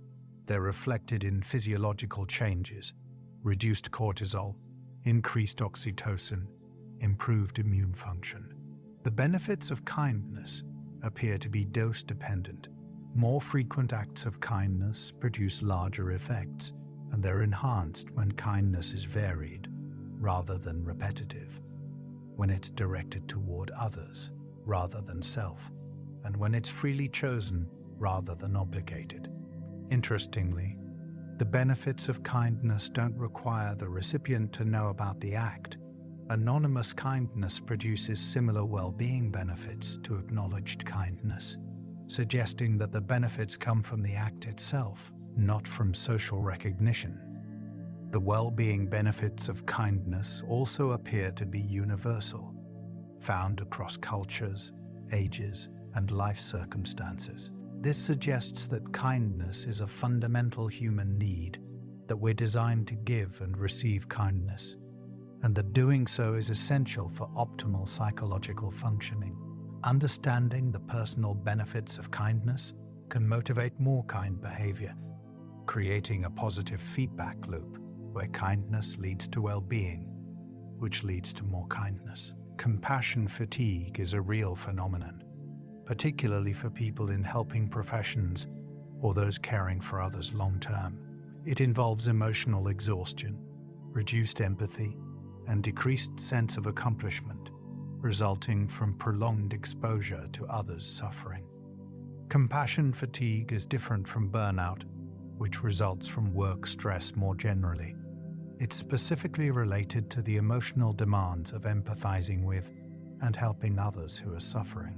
Compassion fatigue can lead to cynicism, detachment, and reduced quality of care, creating a vicious cycle where decreased empathy leads to less effective helping, which leads to more stress and further decreased empathy. Understanding compassion fatigue as a normal response to sustained empathic engagement rather than a personal failing is important for prevention and recovery. Strategies for preventing compassion fatigue include setting boundaries, practicing self-care, seeking social support, and cultivating self-compassion.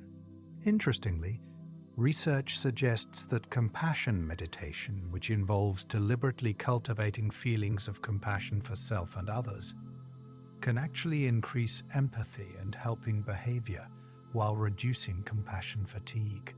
This suggests that the problem isn't compassion itself, but unsustainable forms of empathic engagement that don't include self-care and self-compassion. Altruism, helping others at cost to oneself with no expectation of reward, has puzzled evolutionary biologists because it seems to contradict the principle of natural selection.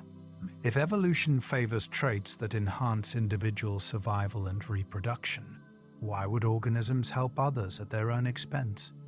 Several mechanisms have been proposed to explain altruism. Kin selection suggests that helping relatives enhances the survival of shared genes. Reciprocal altruism suggests that helping others who may help you in return enhances long-term survival. Indirect reciprocity suggests that helping others enhances your reputation, leading others to help you. Group selection suggests that groups with more altruistic members outcompete groups with fewer altruistic members. These mechanisms can explain much altruistic behavior, but they don't fully explain pure altruism, helping strangers with no possibility of reciprocation or reputation enhancement. Some researchers suggest that pure altruism is a byproduct of empathy, that our capacity to feel others' suffering motivates helping even when there's no personal benefit. Others suggest that pure altruism is culturally transmitted, learned through socialization and moral education. The debate continues, but what's clear is that humans have a remarkable capacity for altruism, for caring about and helping others, even strangers, even at personal cost. This capacity is one of our most distinctive and admirable traits. Gratitude, the feeling of appreciation for benefits received, is closely linked to kindness and has powerful effects on well-being and relationships. People who regularly practice gratitude report higher life satisfaction, more positive emotions, better health, and stronger relationships. Gratitude appears to work through multiple pathways. It shifts attention from what's lacking to what's present, from problems to blessings. It enhances positive emotions and reduces negative ones. It strengthens social bonds by acknowledging others' kindness and encouraging reciprocal kindness. It promotes savoring, the deliberate appreciation of positive experiences. Gratitude can be cultivated through simple practices like keeping a gratitude journal, writing gratitude letters, or mentally noting 3 things you're grateful for each day. These practices have been shown in numerous studies to increase well-being, even in people facing significant life challenges. Gratitude is also contagious. Expressing gratitude to others makes them more likely to express gratitude, creating positive social cycles. Understanding gratitude as a skill that can be developed, rather than just a feeling that happens spontaneously, empowers people to actively cultivate this beneficial state. It also highlights the reciprocal relationship between kindness and gratitude. Kindness inspires gratitude, and gratitude inspires kindness, creating upward spirals of positive social interaction. Forgiveness, letting go of resentment and anger toward someone who has harmed you, is a form of kindness toward both others and self. Forgiveness doesn't mean condoning harmful behavior or reconciling with someone who continues to harm you. It means releasing the emotional burden of resentment, choosing not to let past harm continue to poison your present. Research shows that forgiveness has significant health benefits, reducing stress, lowering blood pressure, improving sleep, and enhancing mental health. People who are more forgiving report better relationships, higher life satisfaction, and less depression and anxiety. Forgiveness appears to be particularly beneficial when the harm was significant and the relationship important, though it's also the most difficult in these circumstances. Forgiveness is a process, not a single decision, often requiring repeated choices to let go of resentment as it resurfaces. It's facilitated by empathy, by understanding the perspective and circumstances of the person who caused harm, and by self-compassion, by recognizing your own imperfections and capacity for harm. Forgiveness is also a personality trait. Some people are dispositionally more forgiving, more able to let go of resentment and move on. This trait is associated with agreeableness, emotional stability, and secure attachment. Understanding forgiveness as both a choice and a trait helps explain individual differences in forgiveness and suggests that forgiveness capacity can be developed through deliberate practice. Prosocial behavior, actions intended to benefit others, is influenced by both personality and situation. People high in agreeableness are more prosocial, more likely to help, share, and cooperate. People high in empathy are more prosocial, particularly in response to others' distress. But situational factors also matter enormously. People are more likely to help when they're in a good mood, when they're not in a hurry, when they notice someone needs help, when they feel competent to help, when they feel personally responsible, and when helping doesn't involve significant cost or risk. The bystander effect, where people are less likely to help when others are present, illustrates how powerfully situation affects prosocial behavior. Each bystander assumes someone else will help, diffusing responsibility and reducing helping. Understanding the situational influences on prosocial behavior has practical implications. If you need help, you're more likely to receive it if you make a direct request to a specific person, removing ambiguity about need and responsibility. If you want to increase prosocial behavior in yourself or others, you can manipulate situational factors, creating environments that make helping easier, more visible, and more rewarding. This doesn't diminish the importance of personality, but it highlights that even highly agreeable, empathic people may not help if situational factors work against it. And even less agreeable people may help if situational factors support it. Self-compassion, treating yourself with the same kindness and understanding you'd offer a good friend, is increasingly recognized as crucial for psychological health. Self-compassion involves three components: self-kindness versus self-judgment, common humanity versus isolation, and mindfulness versus over-identification. Self-kindness means being warm and understanding toward yourself when you suffer or fail, rather than harshly self-critical. Common humanity means recognizing that suffering and imperfection are part of the shared human experience, rather than feeling isolated in your struggles. Mindfulness means holding painful thoughts and feelings in balanced awareness, rather than over-identifying with them or suppressing them. Research shows that self-compassion is strongly associated with well-being, predicting lower depression and anxiety, higher life satisfaction, and greater resilience.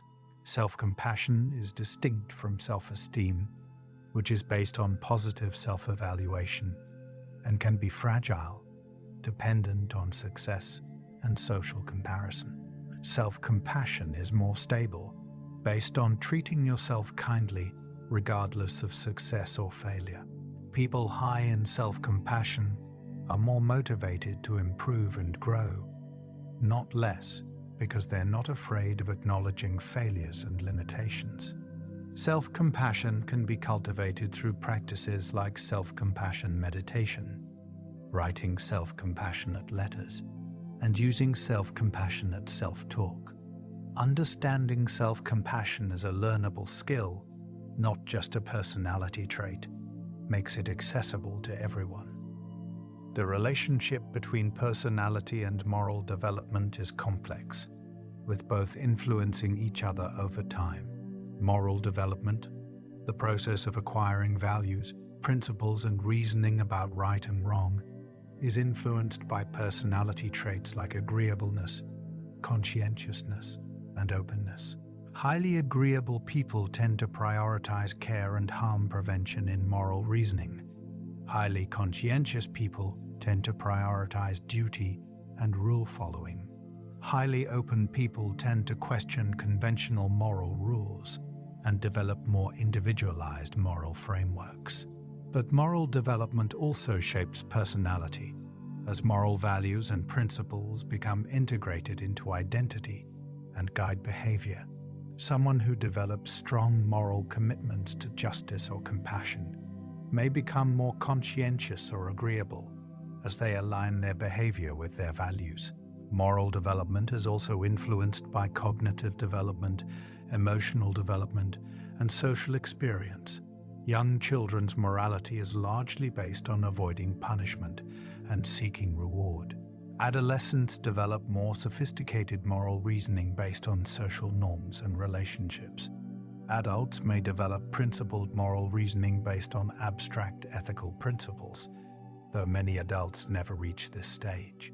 Understanding the interaction between personality and moral development helps explain individual differences in moral behavior and suggests that both personality and morality are dynamic, capable of growth and change across the lifespan. Loving kindness meditation is a contemplative practice that involves systematically cultivating feelings of warmth and care towards self and others. The practice typically begins with directing loving kindness toward yourself, then toward a loved one, then toward a neutral person, then toward a difficult person, and finally toward all beings. Research shows that regular loving kindness meditation increases positive emotions, empathy, and social connection while reducing negative emotions and stress. Brain imaging studies show that loving kindness meditation activates brain regions associated with empathy and positive emotion, and increases connectivity between regions involved in emotion regulation. Long-term practitioners show lasting changes in brain structure and function, suggesting that loving kindness meditation can create enduring increases in compassion and well-being. Loving kindness meditation appears to work by counteracting the brain's negativity bias, the tendency to attend more to negative than positive information. By deliberately cultivating positive emotions towards self and others, the practice creates new neural pathways that make positive emotions more accessible. Loving kindness meditation is accessible to anyone, requiring no special beliefs or abilities, just willingness to practice. Understanding loving kindness meditation as a tool for cultivating compassion suggests that kindness is not just something you have or don't have, but something you can actively develop. The dark side of empathy involves situations where empathy can lead to biased or harmful outcomes. Empathy is inherently partial. We feel more empathy for people who are similar to us, who are physically present, who are identifiable individuals rather than statistical groups. This can lead to empathy bias, where we help those we empathize with while ignoring those we don't, even when the latter group has greater need. Empathy can also be manipulated, used to elicit helping for causes that may not be most deserving or effective. Empathy can lead to burnout and compassion fatigue when it's not balanced with self-care. Some philosophers argue that empathy is a poor guide for moral action, that we should rely more on reason and principle than on emotional responses to individual suffering. Others argue that empathy is essential for moral motivation, that reason alone is insufficient to move us to help others. The resolution may be that empathy is necessary but not sufficient for moral action, that it needs to be guided by reason principle, and awareness of its limitations. Understanding the dark side of empathy doesn't mean rejecting empathy, but using it more wisely, being aware of its biases, balancing it with reason, and supplementing it with practices like compassion meditation that cultivate more universal, less partial forms of caring.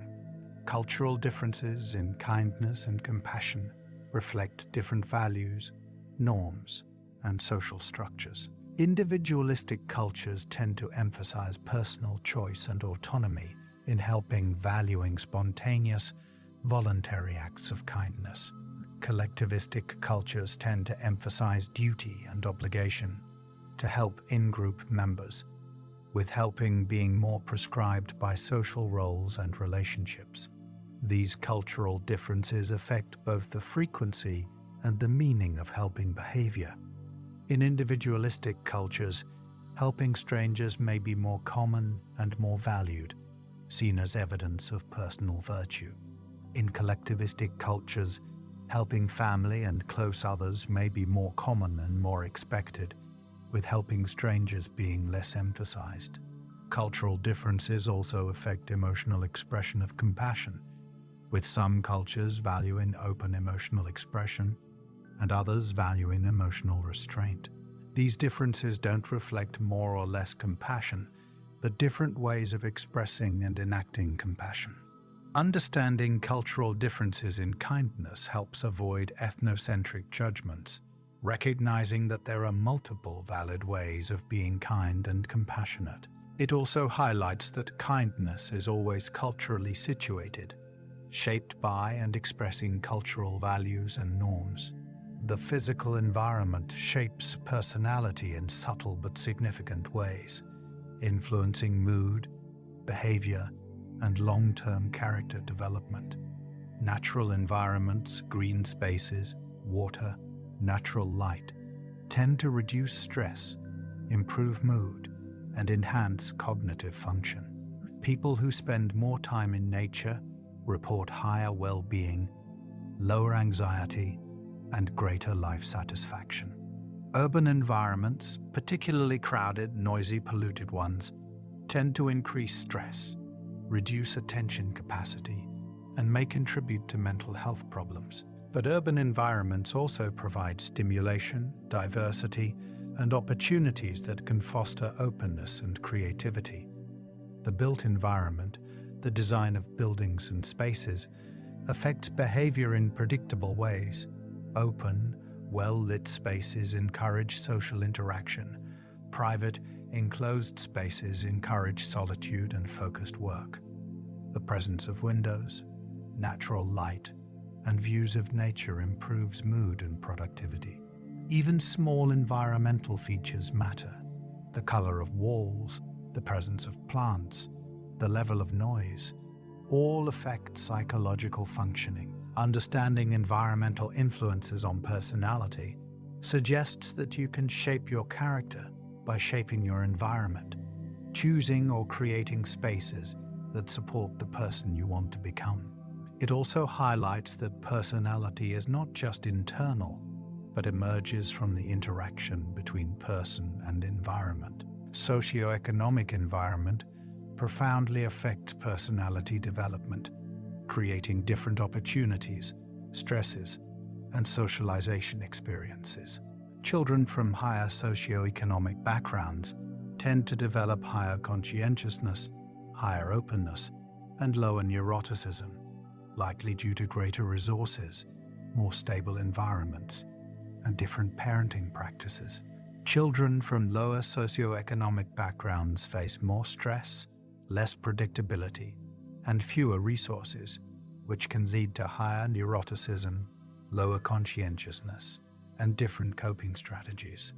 These are statistical patterns with many exceptions, and they reflect environmental differences, not inherent differences in potential. Socioeconomic environment affects personality through multiple pathways. Stress, which affects brain development and emotional regulation, parenting, which is affected by economic stress and resources, education, which provides opportunities for cognitive and social development, and peer groups, which differ by socioeconomic status. Understanding socioeconomic influences on personality is important for reducing stigma and recognizing that personality differences often reflect different life circumstances rather than different character. It also highlights the importance of addressing socioeconomic inequality, not just for economic reasons, but for psychological and developmental reasons. Cultural environment shapes personality by providing values, norms, and practices that guide development. Individualistic cultures, which emphasize personal autonomy, achievement, and uniqueness, tend to produce people who are higher in extroversion, openness, and assertiveness. Collectivistic cultures, which emphasize group harmony, duty, and interdependence, tend to produce people who are higher in agreeableness, conscientiousness, and emotional restraint. These cultural differences in personality are substantial, often larger than gender differences or other demographic variables. Cultural environment affects personality through socialization, through the behaviors that are rewarded and punished, the values that are taught, the models that are provided. It also affects personality through language, as different languages encode different concepts and categories that shape thought and self-perception. Understanding cultural influences on personality helps explain why personality varies across cultures, and why personality measures developed in one culture may not work well in another. It also highlights that personality is not just individual but cultural, that who you are is partly a function of the cultural context you inhabit.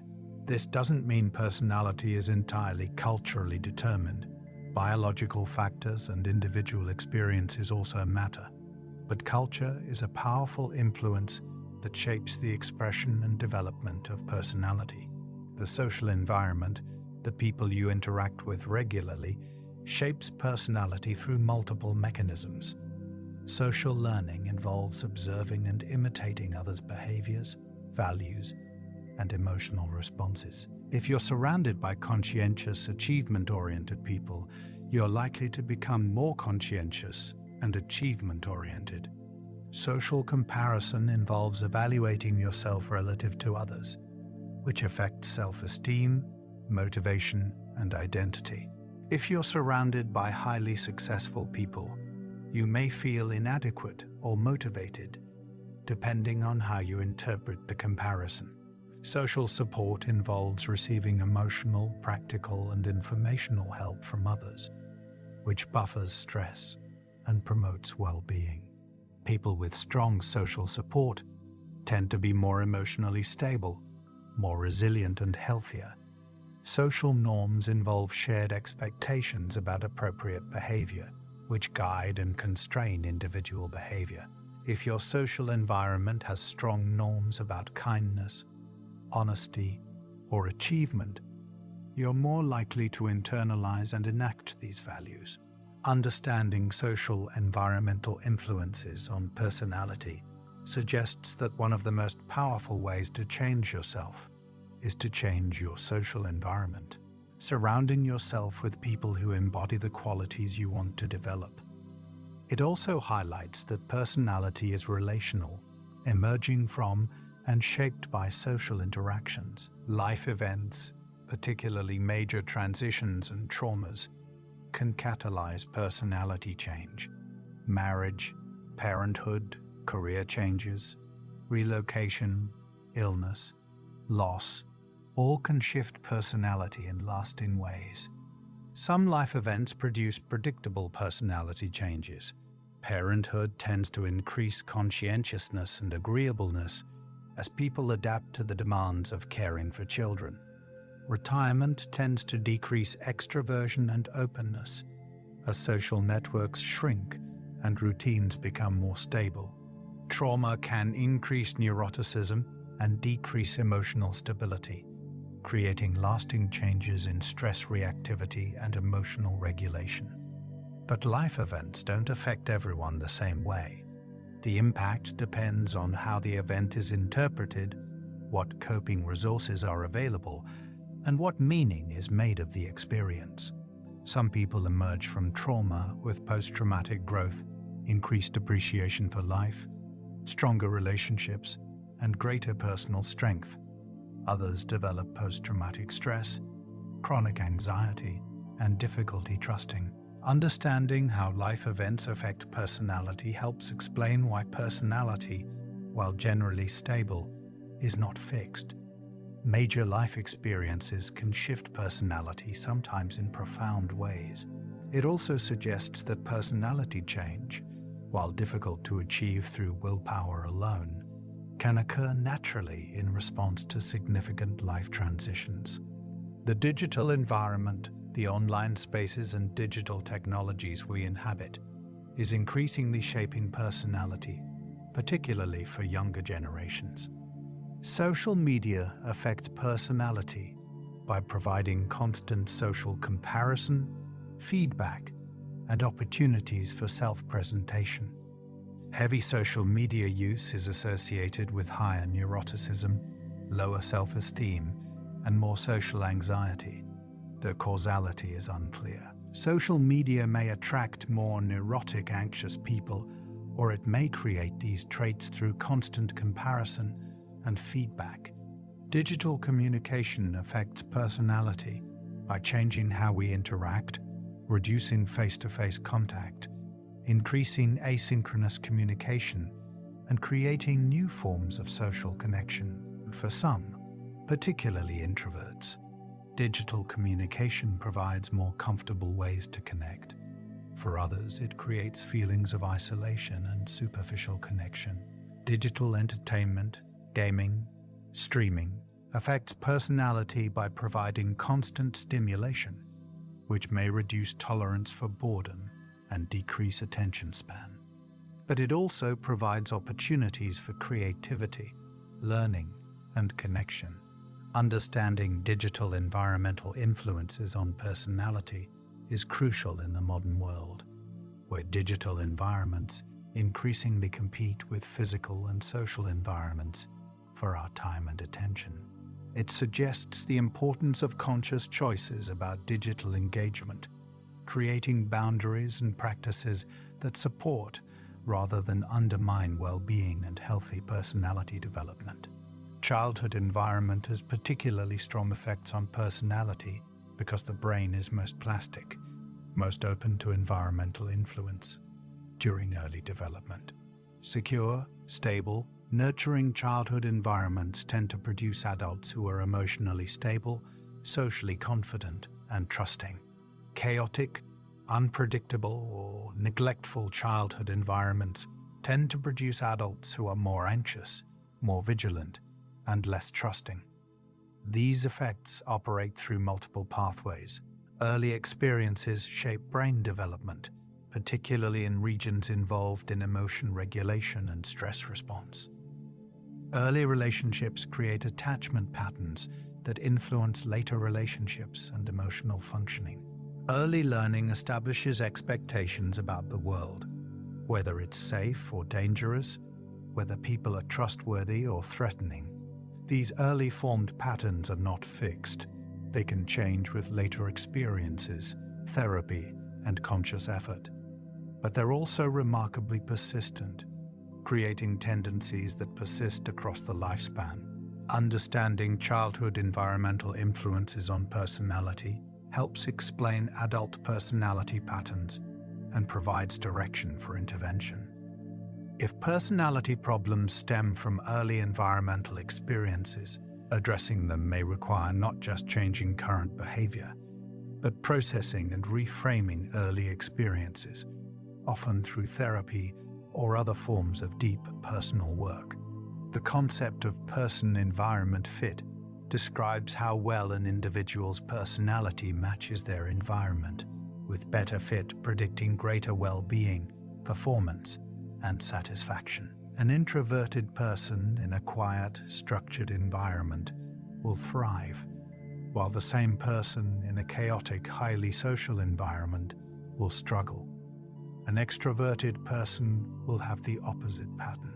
Person-environment fit affects multiple life domains.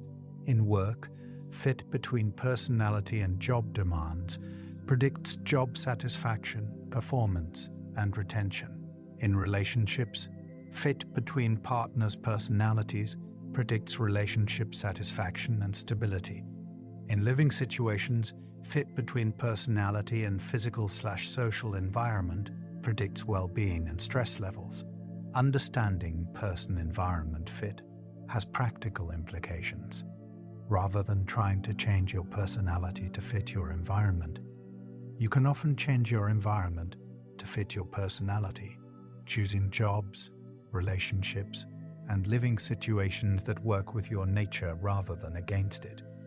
When environmental change isn't possible, understanding the mismatch can help you develop coping strategies and set realistic expectations. Person-environment fit also highlights that there's no universally good or bad personality, only better or worse fits between personality and environment. Environmental unpredictability and stress during development can create personality patterns adapted to unstable environments, but maladaptive in stable ones.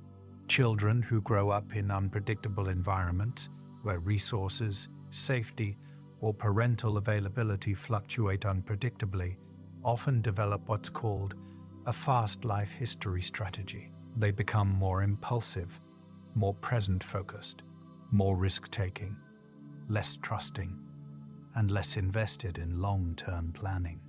These traits make sense in unpredictable environments, where the future is uncertain and immediate opportunities should be seized. But they create problems in stable environments, where long-term planning, delayed gratification, and trust are rewarded. Understanding this environmental mismatch helps explain why some personality patterns that seem maladaptive may actually be adaptive responses to early environments. It also suggests that changing these patterns may require not just individual effort, but creating more stable, predictable environments where different strategies can develop. This has implications for intervention, suggesting that addressing personality problems may require addressing environmental stability and predictability, not just individual behavior.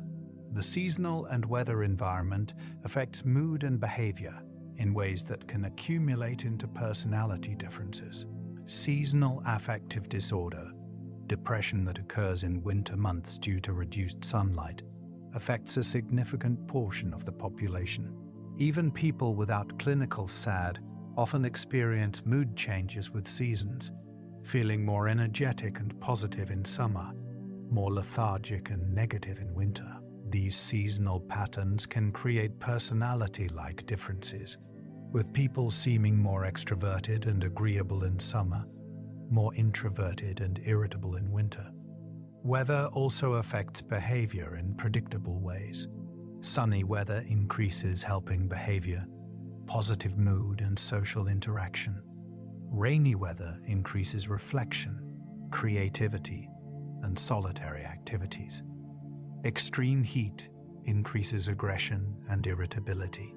These weather effects are usually temporary, but for people living in climates with extreme or consistent weather patterns, they may accumulate into more stable personality differences. Understanding environmental influences on mood and behavior helps explain some personality variability and suggests environmental interventions for mood problems, such as light therapy for seasonal depression or air conditioning for heat-related irritability. The acoustic environment, the soundscape you inhabit, affects personality through its effects on stress, attention, and emotional regulation. Chronic noise exposure, particularly unpredictable or uncontrollable noise, increases stress, impairs cognitive function, and may contribute to anxiety and irritability. Children growing up near airports or busy roads show higher stress hormones, lower academic performance, and more behavioral problems. Adults exposed to chronic noise show higher rates of cardiovascular disease, sleep problems, and mental health issues. Conversely, natural sounds, birdsong, water, wind, tend to reduce stress, improve mood, and enhance cognitive function. Music affects mood and behavior in powerful ways, with different types of music producing different emotional and physiological responses. The acoustic environment is often overlooked in discussions of environmental influence, but it's a significant factor in well-being and personality. Understanding acoustic environmental influences suggests practical interventions, reducing noise exposure, using noise-canceling headphones, incorporating natural sounds, using music strategically to regulate mood and energy. It also highlights that personality and well-being are affected by sensory environments, not just social and physical ones. Environmental complexity and diversity affect personality by providing different levels of stimulation, challenge, and opportunity. Complex, diverse environments, cities, universities, culturally diverse communities tend to foster openness, creativity, and cognitive flexibility. They expose people to different ideas, values, and ways of life, challenging assumptions and encouraging growth. Simple, homogeneous environments, small towns, isolated communities tend to foster tradition, stability, and social cohesion. They provide less stimulation and challenge, but more predictability and social support. Neither type of environment is inherently better. They foster different personality traits and meet different needs. Understanding how environmental complexity affects personality helps explain why people from different environments develop different traits, and why moving between environments can be challenging. Someone from a small, homogeneous community may find a complex, diverse environment overwhelming and disorienting. Someone from a complex, diverse environment may find a simple, homogeneous one boring and constraining.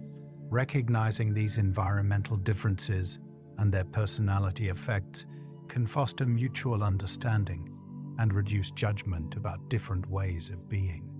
Personality changes across the lifespan in predictable patterns, challenging the notion that personality is fixed after childhood. The most consistent finding is the maturity principle, the tendency for people to become more agreeable, more conscientious, and more emotionally stable as they age. This pattern appears across cultures and historical periods, suggesting it reflects fundamental developmental processes rather than cultural artifacts. Young adults tend to be more neurotic, more open, and less conscientious than older adults. As people move through their 20s and 30s, they typically become more responsible, more emotionally regulated, more cooperative. This maturation continues, though more slowly, through middle and older adulthood. The maturity principle likely reflects multiple influences: brain maturation, particularly of the prefrontal cortex, which continues developing into the mid-20s.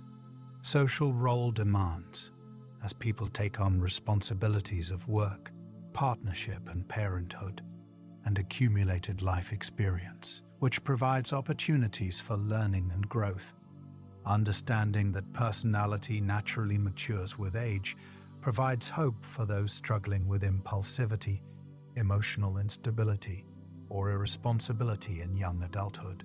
These traits often improve naturally with time, particularly if supported by appropriate environments and experiences. The transition to adulthood, roughly ages 18 to 25, is a period of significant personality change and development. This period, sometimes called emerging adulthood, involves exploration of identity, relationships, and life direction. Personality during this period is more variable, more open to change than at any other time in adulthood. People experiment with different identities, try on different roles, explore different values and lifestyles. This exploration is essential for healthy development, allowing young people to discover who they are and what they want. But it can also be stressful and disorienting, creating feelings of uncertainty and instability. The personality changes during emerging adulthood are influenced by the specific experiences people have. Education, work, relationships, travel, all shape personality in this formative period. The choices made during emerging adulthood, what to study, where to live, whom to partner with, can set trajectories that influence personality for decades. Understanding emerging adulthood as a distinct developmental period helps explain why personality is particularly changeable during this time, and why experiences during this period have such lasting effects. It also suggests that this is an optimal time for intentional personality development, for consciously choosing experiences and environments that will shape you in desired directions. Parenthood is one of the most significant life transitions, with profound effects on personality. Becoming a parent typically increases conscientiousness and agreeableness, while decreasing neuroticism and openness. New parents become more organized, more responsible, more focused on duty and obligation. They become more patient, more empathic, more oriented toward others' needs. They become less anxious about themselves, though often more anxious about their children. They become less open to new experiences as time and energy for exploration decrease. These changes make sense as adaptations to the demands of parenting, which requires responsibility, patience, and focus on others' needs. The personality changes of parenthood are more pronounced for mothers than fathers, likely reflecting greater involvement in caregiving, though involved fathers also show significant changes. The changes are also more pronounced for first-time parents, as the transition is more dramatic. Understanding parenthood as a personality-shaping experience helps explain why parents often feel like different people after having children. It also suggests that parenthood can be a catalyst for positive personality development, increasing maturity and other orientation, though it also involves losses, particularly of freedom and spontaneity. Middle adulthood, roughly ages 40 to 65, is often characterized by stability and consolidation. Personality changes more slowly during this period than in young adulthood, as people settle into established patterns of work, relationships, and lifestyle. But middle adulthood is not static. It brings its own developmental tasks and changes. Many people experience a midlife review, a period of reflection on accomplishments, disappointments, and remaining possibilities. This can lead to significant life changes, career shifts, relationship changes, new pursuits, or it can lead to recommitment to existing paths with renewed purpose. Personality during middle adulthood is influenced by the accumulation of life experiences, successes and failures, relationships and losses, all shape who you become. Middle adulthood is also when the effects of earlier personality on life outcomes become most visible. Conscientious people have typically achieved more career success, built more stable relationships, maintained better health. Less conscientious people may face more struggles in these domains. Understanding middle adulthood as a period of consolidation and review helps explain the stability of this period, while also recognizing opportunities for continued growth and change. Older adulthood, ages 65 and beyond, brings continued personality development, though the direction of change shifts. Older adults tend to become less open to experience, as energy and opportunity for novelty decrease.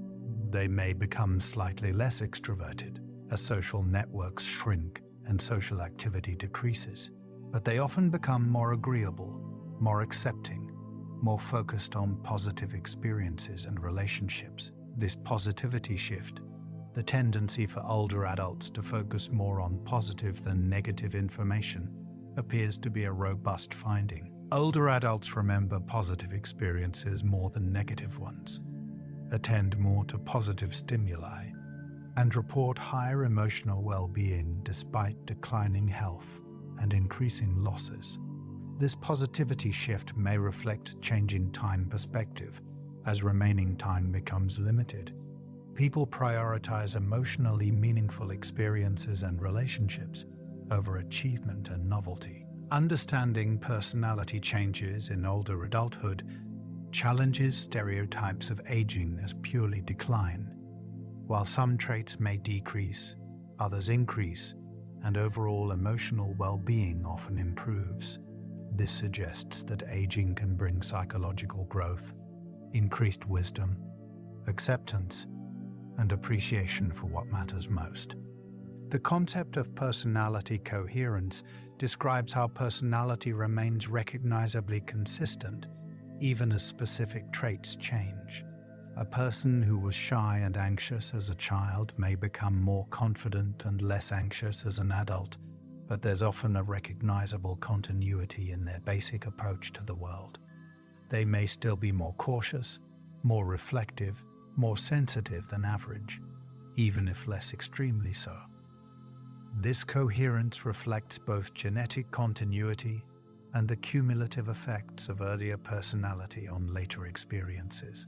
Shy children create different social environments than outgoing children, and these different environments continue to shape personality in ways that maintain some continuity. Personality coherence also reflects narrative identity, the stories we tell about ourselves that create continuity across time. We interpret new experiences through the lens of existing self-understanding, maintaining a sense of being the same person even as we change. Understanding personality coherence helps explain why personality feels continuous, even when it's changing, and why change, while possible, tends to be gradual and partial rather than complete transformation. Personality plasticity, the capacity for personality change, varies across traits and across individuals. Some traits are more plastic, more open to change than others. Neuroticism and conscientiousness appear to be relatively plastic, showing significant change in response to life experiences and interventions. Extroversion and openness appear to be less plastic, more stable across time and situations. Individual differences in plasticity also exist. Some people's personalities are more responsive to experience, more changeable, while others are more stable and resistant to change. Plasticity appears to be highest in young adulthood and decreases with age, though personality remains capable of change throughout life. Understanding personality, plasticity has important implications. It suggests that personality change is possible, but requires sustained effort and appropriate experiences. It also suggests that some aspects of personality may be more amenable to change than others, and that realistic goals for personality change should take into account both trait level and individual differences in plasticity. Personality plasticity research provides hope that we're not fixed by our genes or early experiences, while also recognizing that change is not easy or unlimited. The role of deliberate personality change, intentional efforts to modify one's own personality, is increasingly recognized as possible and effective. Research shows that people can successfully change their personality traits through sustained effort, particularly when they set specific goals, create implementation plans, and track progress. Wanting to become more conscientious, more agreeable, or less neurotic is not futile. These changes are achievable through deliberate practice of relevant behaviors. The key is consistency and time. Personality change requires repeated practice of new behaviors, over months or years, not just occasional efforts. Deliberate personality change is more successful when it's motivated by intrinsic goals, wanting to change for your own reasons rather than external pressure. It's also more successful when it's supported by environmental changes that make new behaviors easier and old behaviors harder. Understanding that personality can be deliberately changed empowers people to take active roles in their own development, rather than passively accepting their traits as fixed.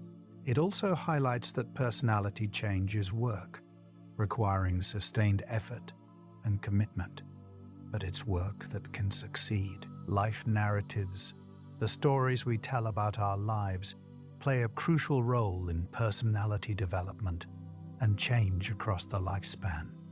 These narratives provide coherence and meaning, connecting past, present, and future into a comprehensible whole. They also shape personality by determining how we interpret experiences and what lessons we draw from them. The same experience can be narrated as a tragedy, a comedy, a redemption story, or a contamination story, and these different narratives lead to different personality outcomes. People who narrate their lives as redemption stories, where bad experiences lead to growth and positive outcomes, tend to be more agreeable, more generative, and higher in well-being.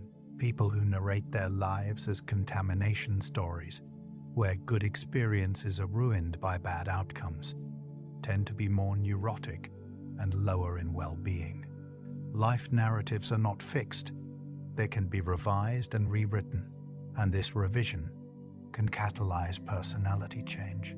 Therapy often works by helping people revise their life narratives, finding new meanings in old experiences, creating new stories that support healthier personalities. Understanding the role of life narratives in personality highlights that who we are is partly a function of the stories we tell about ourselves, and that changing these stories can change who we become.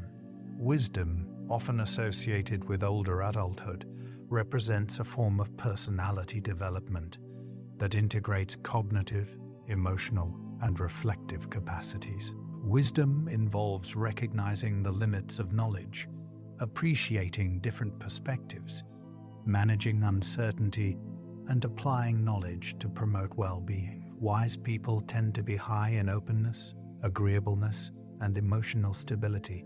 They're reflective, empathic, and balanced in their judgments. Wisdom appears to develop through experience, particularly experiences that challenge assumptions and require perspective-taking. Difficult life experiences, when successfully navigated, can promote wisdom by forcing recognition of complexity and uncertainty. But experience alone doesn't guarantee wisdom.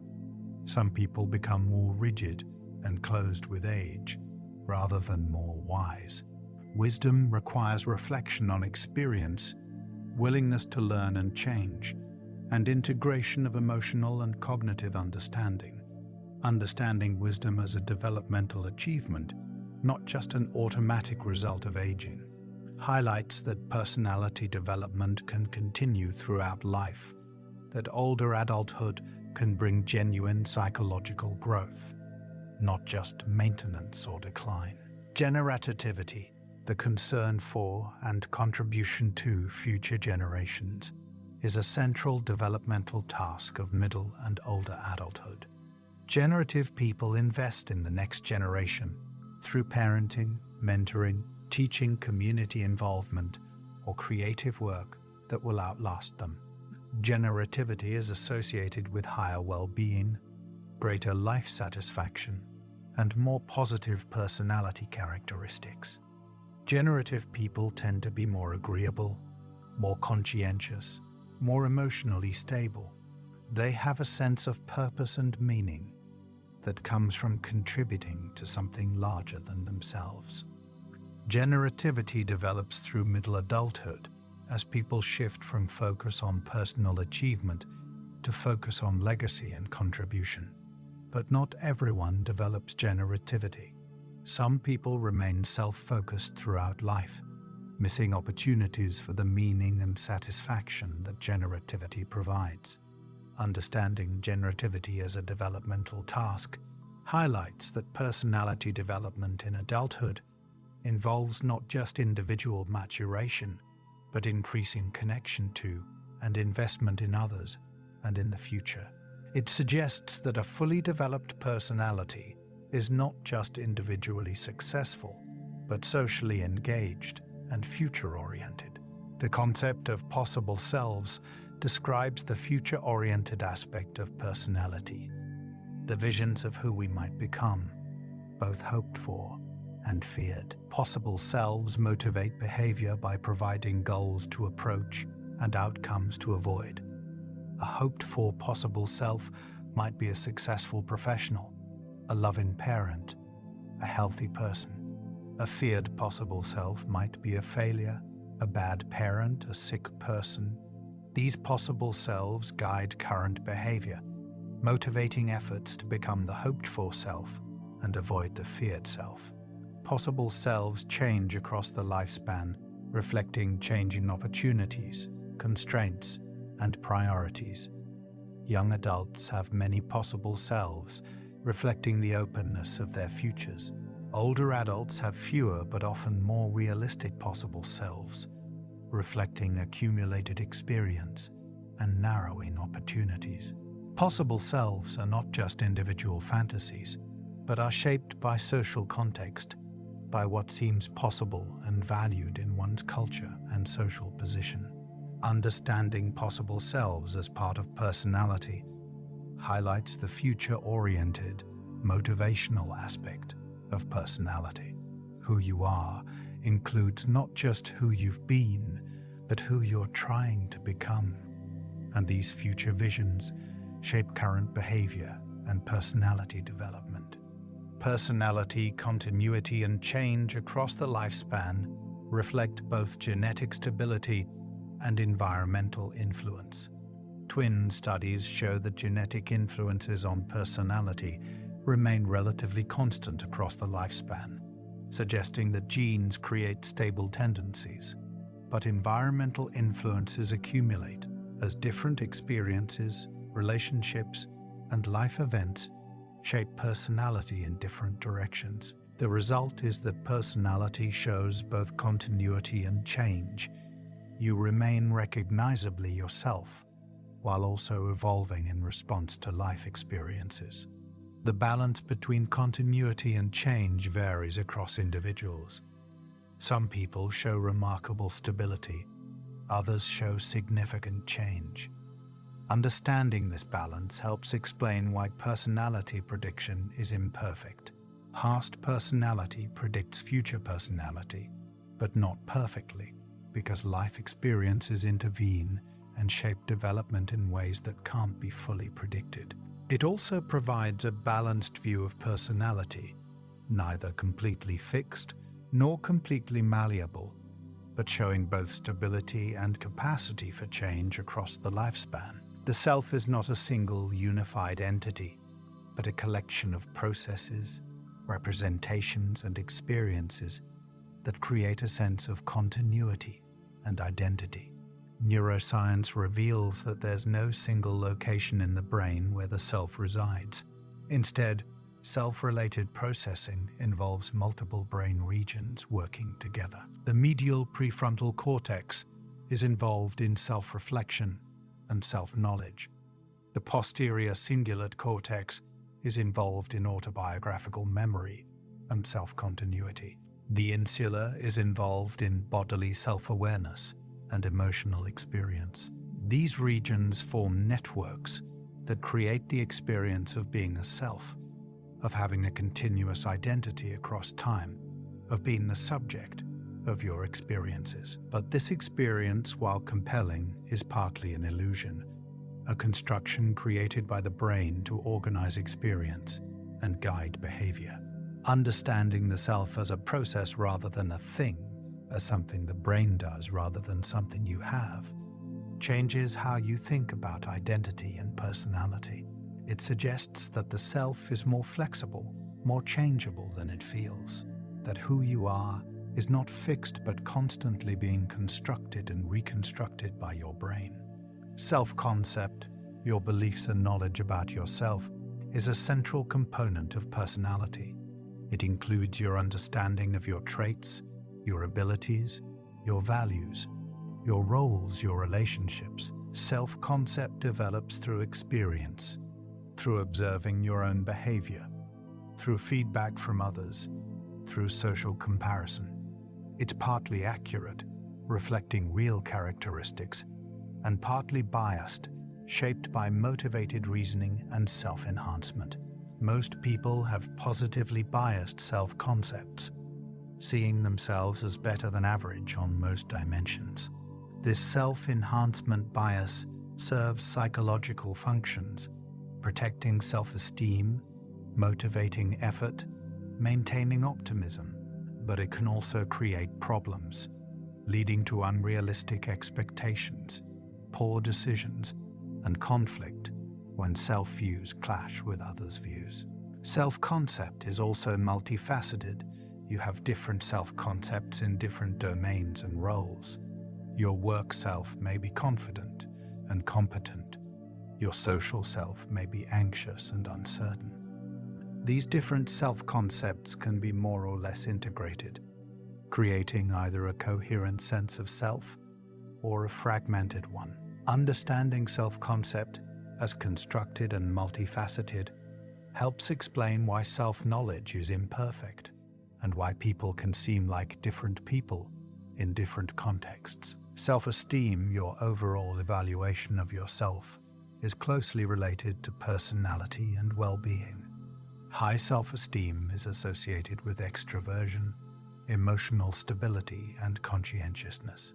It predicts better mental health, more satisfying relationships, and greater resilience to stress. But the relationship between self-esteem and outcomes is complex.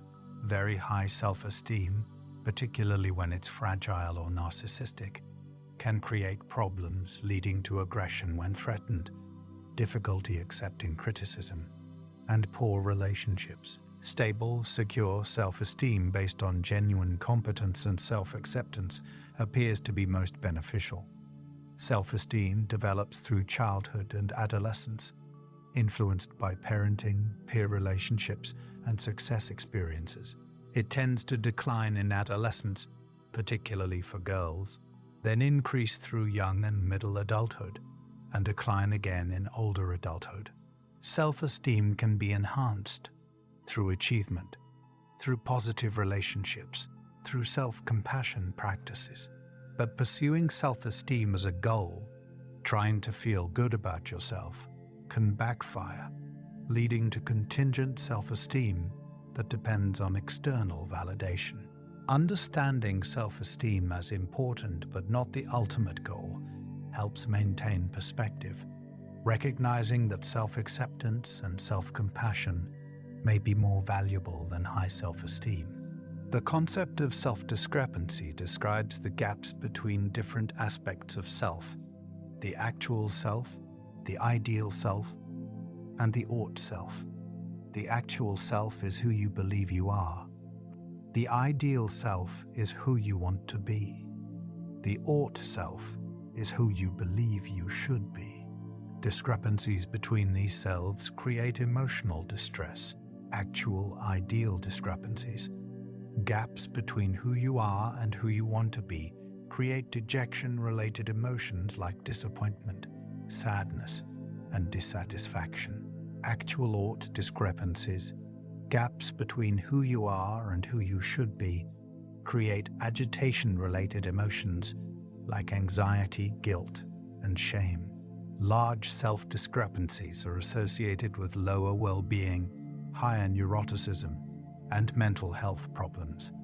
But some self-discrepancy is normal and even motivating, providing direction for growth and change. The key is whether discrepancies are manageable and motivating or overwhelming and demoralizing.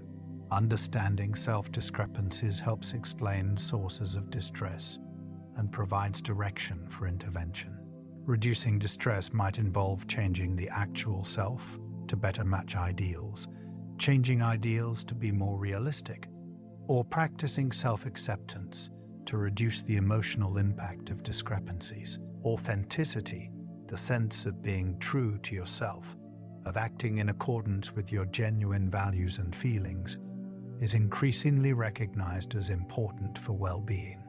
Authentic people report higher life satisfaction, better relationships, and lower anxiety and depression. Authenticity involves self-knowledge, knowing who you are and what you value.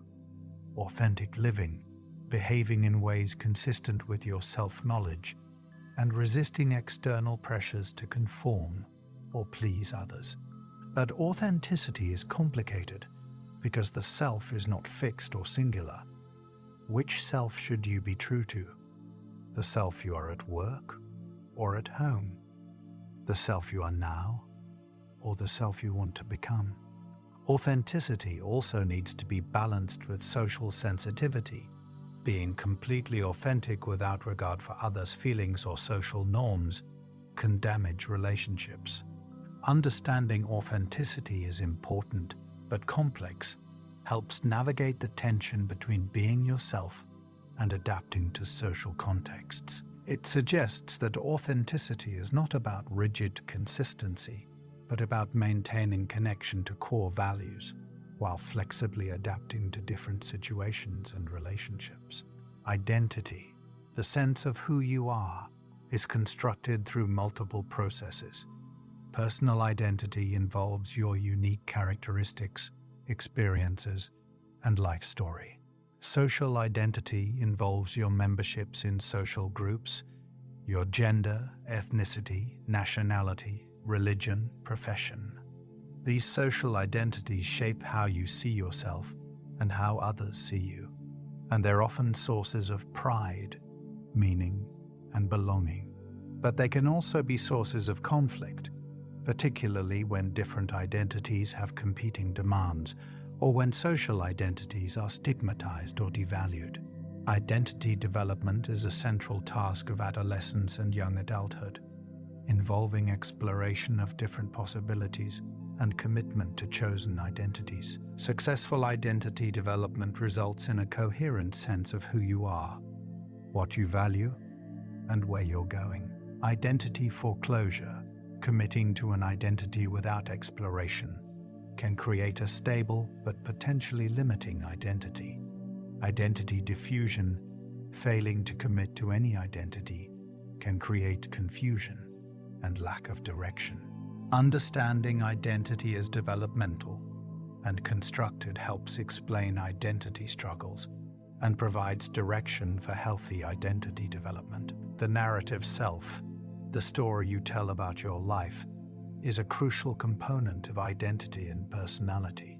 This life story integrates past, present, and future into a coherent narrative that explains who you are, how you got here, and where you're going.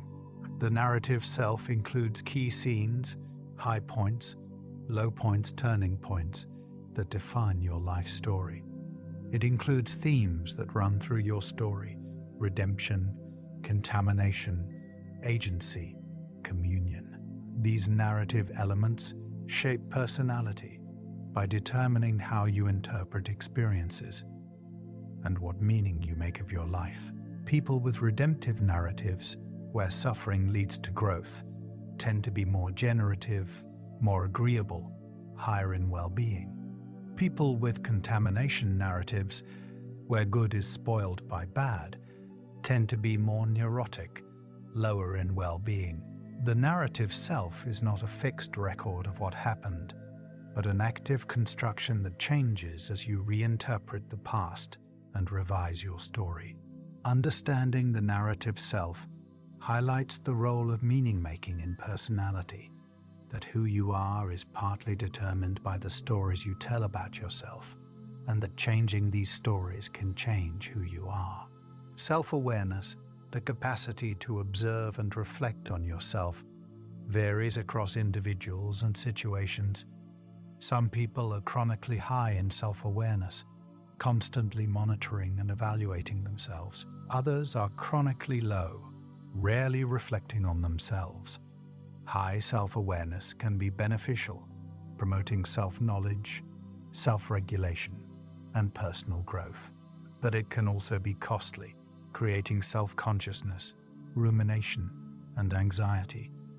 The benefits of self-awareness depend on whether it's balanced and constructive, or excessive and critical.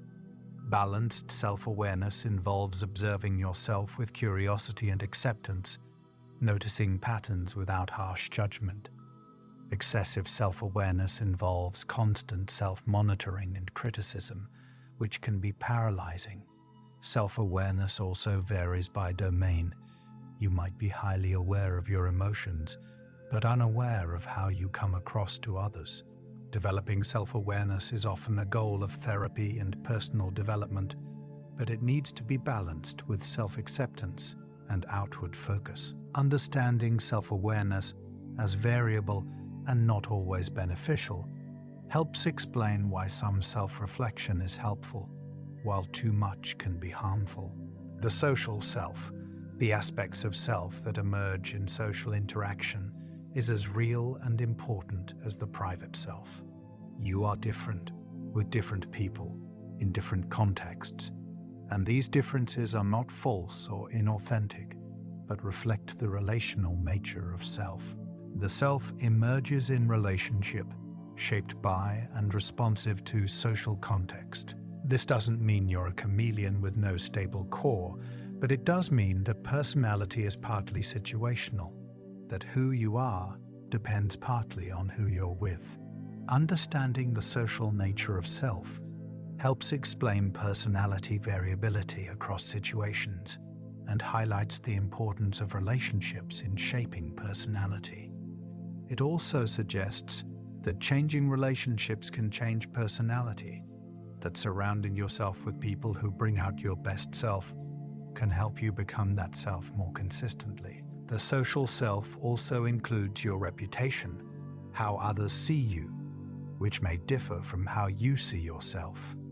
These differences between self-view and reputation can be sources of insight or conflict, revealing blind spots or highlighting misunderstandings. Self-compassion, treating yourself with kindness and understanding, particularly when you suffer or fail, is increasingly recognized as more beneficial than self-esteem. While self-esteem involves evaluating yourself positively, self-compassion involves accepting yourself regardless of evaluation. Self-compassion doesn't require being better than others or achieving success. It's available in all circumstances, including failure and suffering. Research shows that self-compassion predicts well-being as strongly as self-esteem, but without the downsides of contingent self-worth, defensiveness, and social comparison. Self-compassionate people are more resilient, more willing to acknowledge failures and limitations, more motivated to improve. They're also more compassionate toward others, as self-compassion and other compassion are related. Self-compassion can be cultivated through practices like self-compassion meditation, self-compassionate self-talk, and treating yourself as you would treat a good friend.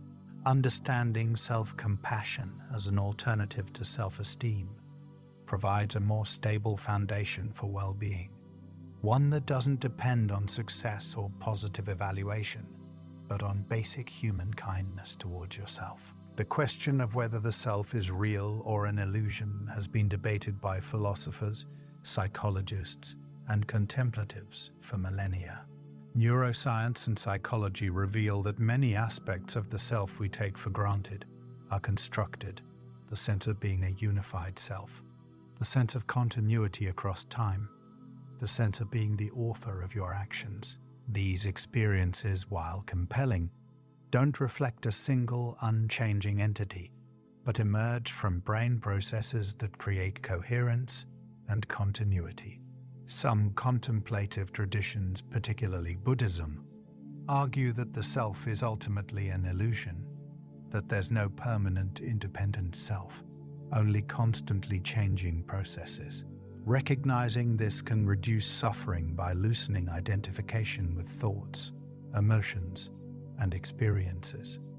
Western psychology generally takes a more moderate view, acknowledging that the self is constructed, but arguing that it's a useful and necessary construction, that the sense of being a self serves important psychological functions. Understanding the self as constructed doesn't mean it's not real, but it does suggest it's more flexible and changeable than it feels.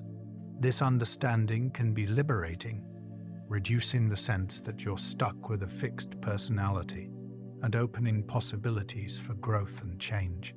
The future of personality research and understanding is moving toward more dynamic, contextualized, and integrated approaches. Rather than viewing personality as fixed traits, researchers are increasingly studying how personality unfolds in real time, how it varies across situations, how it interacts with environments. Technology is enabling new methods, experience sampling that tracks personality in daily life, digital footprints that reveal personality through online behavior, neuroscience that reveals brain processes underlying personality. These methods are revealing that personality is more variable, more context-dependent, more changeable than traditional trait approaches suggested. The future also involves better integration across levels of analysis, connecting genes to brain, to behavior, to life outcomes. Understanding how biological, psychological, and social factors interact to create personality. This integrated understanding will enable more effective interventions for personality change and better matching of people to environments. It will also deepen understanding of what it means to be human, how we become who we are, and how we might consciously shape who we become.